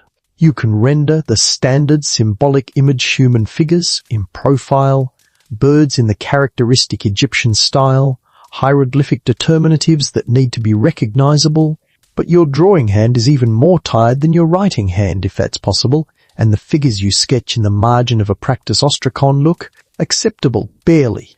You work on the Book of the Dead for another 2 hours, making painfully slow progress. By the time the light through the library windows shifts from golden afternoon to amber pre-sunset, you've completed maybe 2 columns of text and 1 small decorative vignette of the deceased making offerings. It's acceptable work. Not your best. Your hand was shaking too much for truly excellent calligraphy, but acceptable enough that the family probably won't demand a refund and the deceased soul probably won't be too offended. Your back is screaming now, a constant ache that radiates from your lower spine up through your shoulders. Your eyes feel like they've been rubbed with sand. Your fingers are stained so black with ink that you've given up trying to wipe them clean.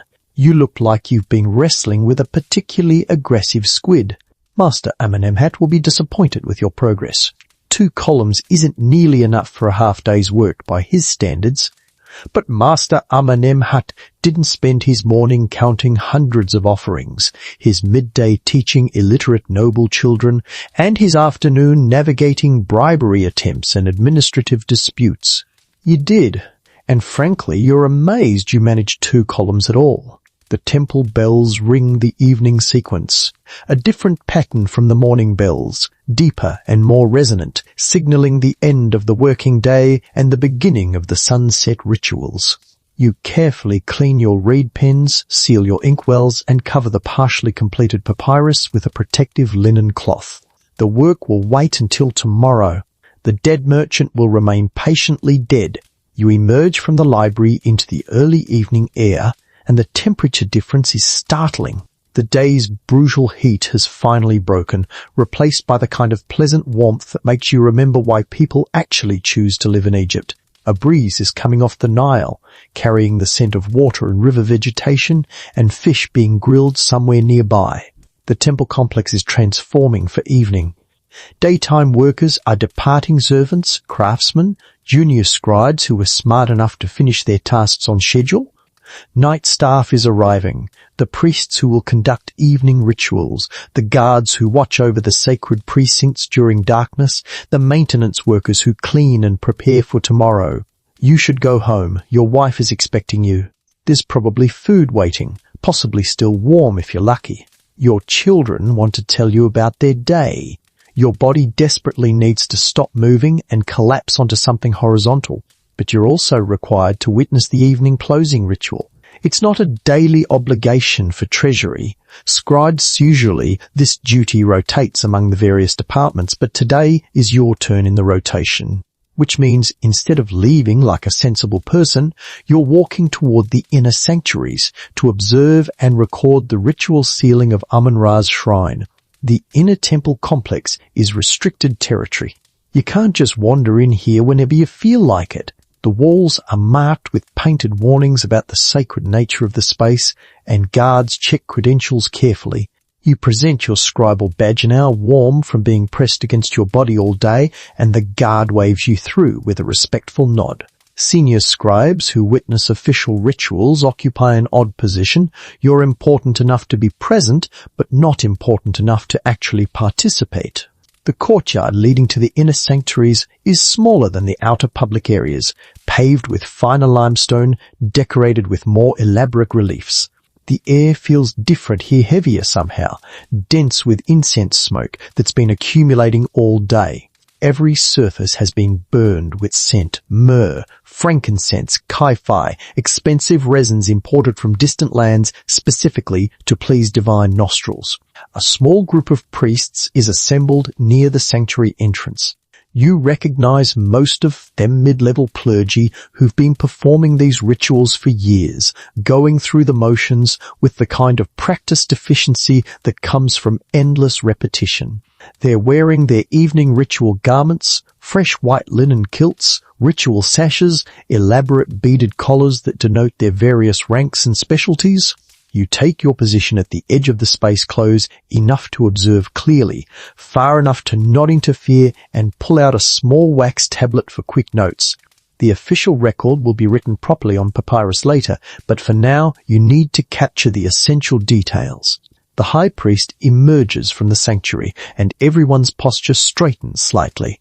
He's an elderly man, maybe 70 years old, wearing the leopard skin cape that marks his supreme religious authority. His face is deeply lined, his movements slow but deliberate, his expression suggesting he's thinking about things far more important than the assembled observers. Historians still argue whether Egyptian priests genuinely believed in the literal presence of gods in their statues, or viewed the rituals as symbolic reenactments of cosmic principles. From your position as witness, you honestly can't tell. The high priest performs his actions with complete conviction, treating the sealed sanctuary door like it actually contains a living deity rather than a gold-plated stone carving. Maybe he believes. Maybe it's just excellent theatrical training.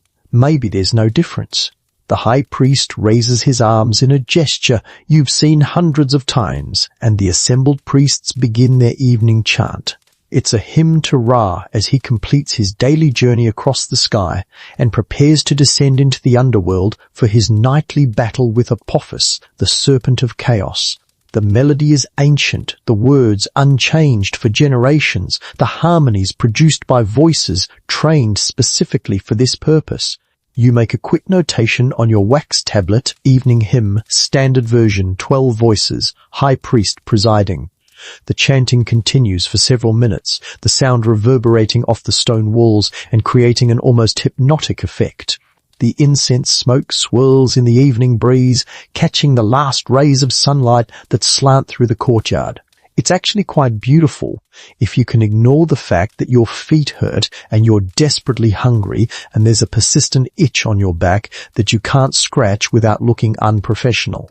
The high priest approaches the sanctuary door, massive wooden structure covered in gold leaf and protective spells. 2 junior priests hold torches on either side, creating dramatic lighting that makes the gold shimmer. The high priest produces a large bronze key from somewhere in his garments and inserts it into the lock with practiced precision. But he doesn't turn it yet. First comes the verbal component, a prayer asking Amun-Ra to accept the closure of his earthly dwelling and to rest peacefully until tomorrow's awakening. The high priest's voice is surprisingly strong for someone his age, carrying clearly across the courtyard. He recites the prayer from memory, obviously, since he can't read the hieroglyphs carved around the doorway, even though they contain the exact text he's speaking. You note, closing prayer recited without error, traditional formulation. Then the physical closing. The high priest turns the key. The lock mechanism clicks with a sound that's probably supposed to seem momentous, but mostly just sounds like metal moving against metal. The door is already closeted. It's been closed all day except for the brief periods when priests entered to perform rituals. But this is the official sealing, the moment when the god's space is formally secured until dawn.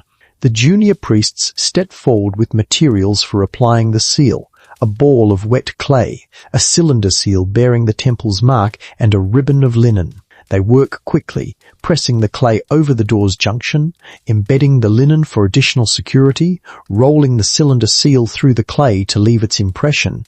The resulting seal will show any tampering if someone opens this door before tomorrow's official opening ceremony. The broken seal will be obvious evidence. You record: door sealed with temple mark, witnesses present, no irregularities observed. The quirky thing about these evening sealing ceremonies are something that never makes it into the official theologies that everyone knows: the inner sanctuary has a back entrance. There's a service door that priests use for maintenance, cleaning, and other practical necessities that don't fit the narrative of the God being sealed in perfect isolation all night. But acknowledging this would break the ritual's symbolic importance, so everyone pretends the front door is the only access point and the God is truly sealed away from the world. The high priest steps back from the sealed door and makes a final gesture of blessing. The assembled priests bow deeply, holding the position for a count of 5, then straighten in unison. The ceremony is technically complete, but there's still the recessional, the formal exit that needs to be performed with appropriate dignity and proper order. The priests file out in hierarchical order: high priest first, followed by the senior ritual specialists, then the junior priests, then the torchbearers. You remain at your observation post, waiting until everyone has departed before you can leave. This is protocol. Scribes are important, but not important enough to precede priests in any formal procession. As you're waiting, you notice one of the junior priests has dropped something: a small linen pouch that probably contains amulets or ritual materials. You pick it up, intending to return it, when the priest notices his loss and hurries back. "Thank you, scribe," he says, taking the pouch with evident relief. "These are my personal protective amulets. I'd be lost without them." "No problem," you say, and then, because you're tired enough that your professional filter has degraded, "Do they actually work?" The priest looks startled, then grins. "Honestly, no idea, but I'm not willing to risk finding out the hard way." It's a surprisingly honest answer from someone whose entire job involves certainty about divine protection. You appreciate it more than he probably realizes. Finally, everyone is cleared out, and you're free to leave. You walk back through the inner courtyards, past the evening guards taking up their positions, through the massive first pylon gateway where the night watch is just beginning their shift. The street outside is substantially emptier than this morning. Most of Thebes has gone home for dinner and evening family time. The walk home feels longer than the walk to work this morning, which is physically impossible since it's the same distance but emotionally accurate. Every step reminds you that you've been standing, sitting on uncomfortable stools, and hunching over writing surfaces for approximately 12 hours. Your body is staging a comprehensive protest involving your back, your hand, your eyes, your feet, and several muscle groups you didn't know existed until they started aching. But as you pass through the evening streets of Thebes, watching workers trudge home from their various labors, you're reminded of something important. For all the daily suffering of scribal work, you're still incredibly privileged by Egyptian standards. That farmer over there, the one with mud caked on his legs up to his knees and a complexion weathered by decades in the sun, he doesn't get to go home at sunset. During planting and harvest seasons, he works until it's too dark to see. During the inundation, when farming is impossible, he gets conscripted for corvée labourth, mandatory state work projects where the pharaoh can claim any able-bodied man for building pyramids, digging canals, or hauling stones in quarries. 3 months of back-breaking labor with minimal food, no pay, and a decent chance of injury or death.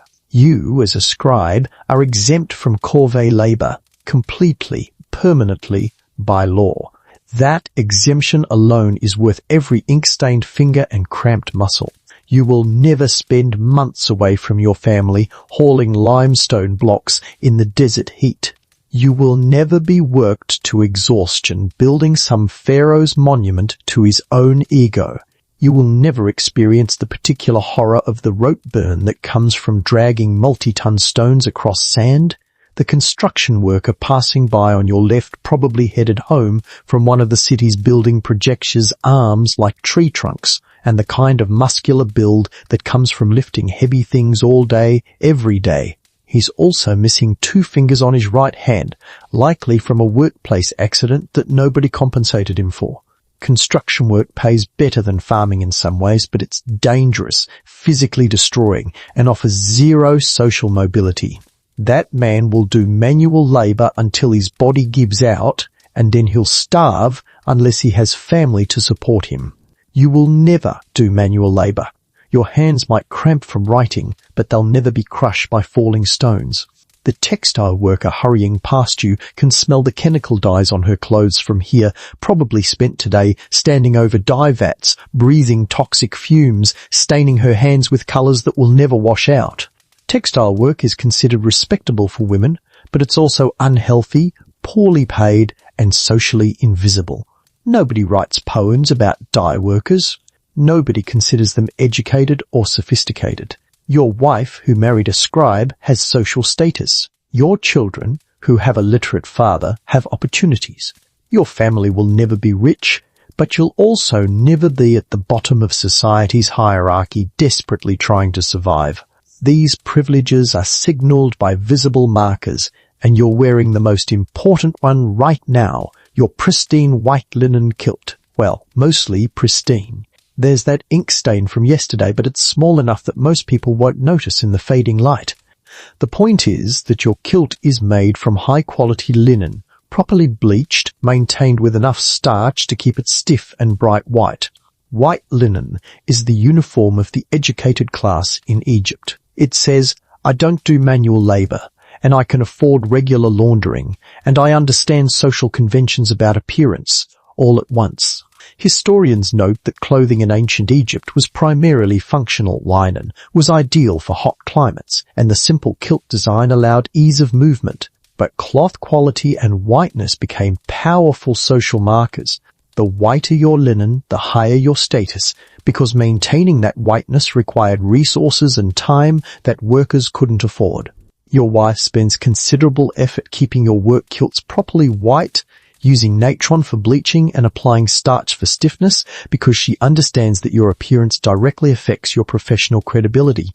The quirky thing about this obsession with white linen, and this is mentioned in tomb paintings but rarely discussed openly, is that it created a whole parallel economy of laundry workers who specialized in keeping elite garments properly white. Some of the wealthiest families employed full-time laundry staff whose only job was maintaining the impossible whiteness of ritual and administrative clothing. Your family can't afford that luxury, so your wife does it herself, but the existence of professional launderers tells you everything about how seriously Egyptian society takes this particular status marker. You turn onto your street just as the last light is draining from the sky.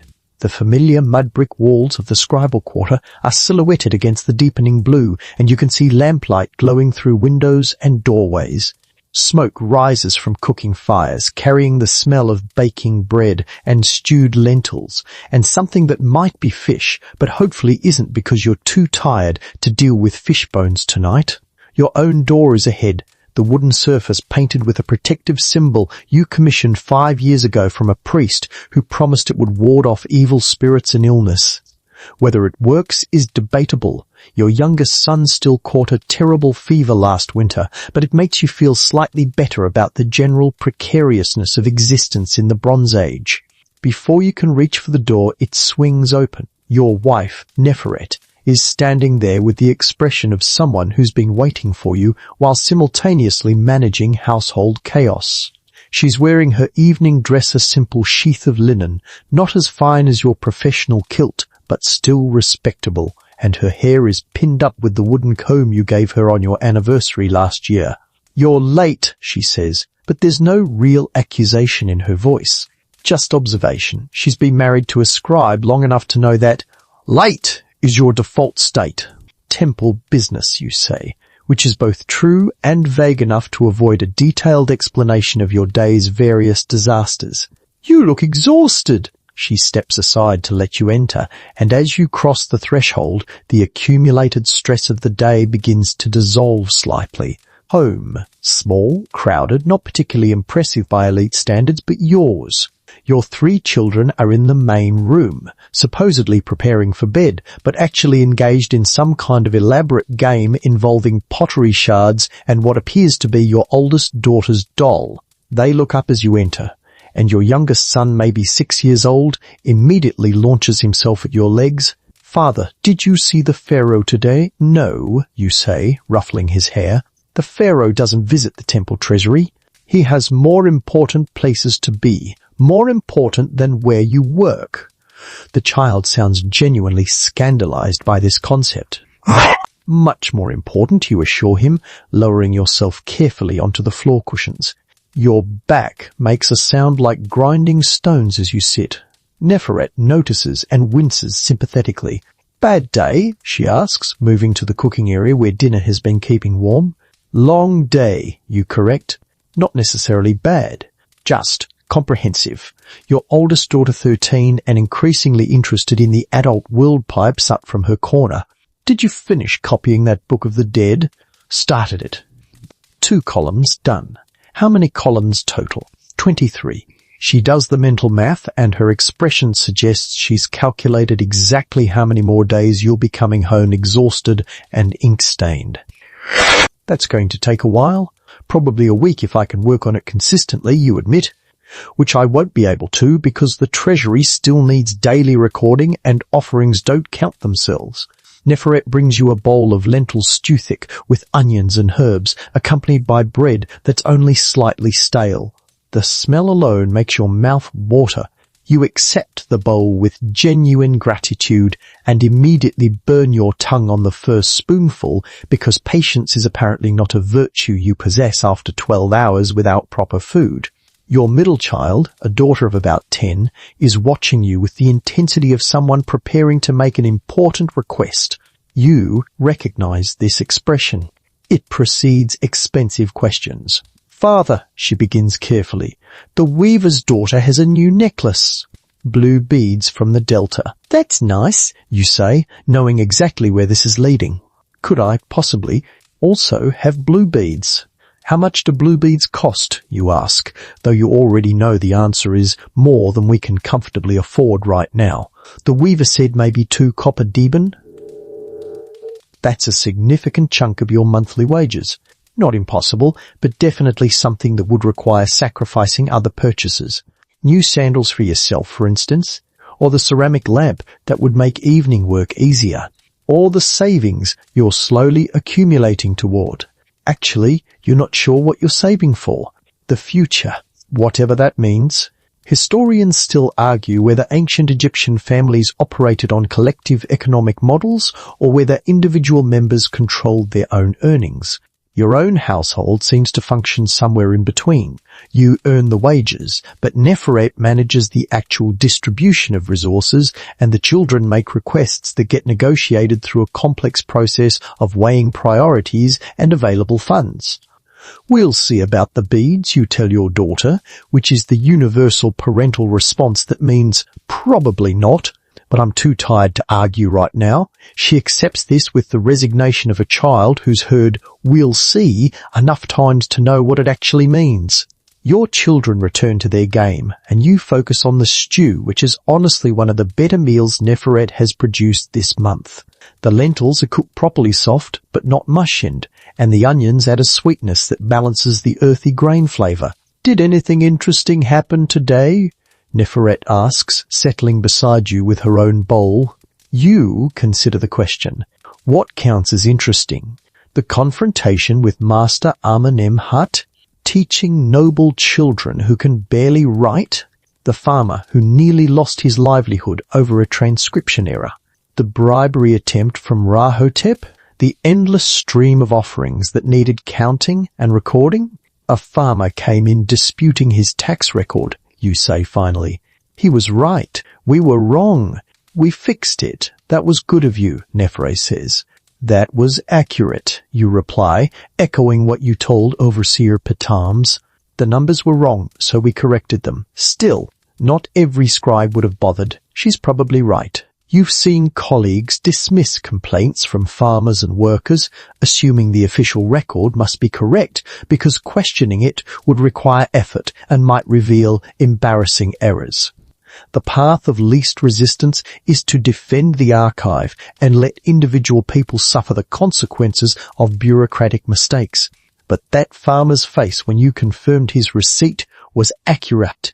The relief, the gratitude, the visible weight lifting from his shoulders that made the potential political consequences worth it. Maybe you're naive. Maybe you're making your career harder than it needs to be.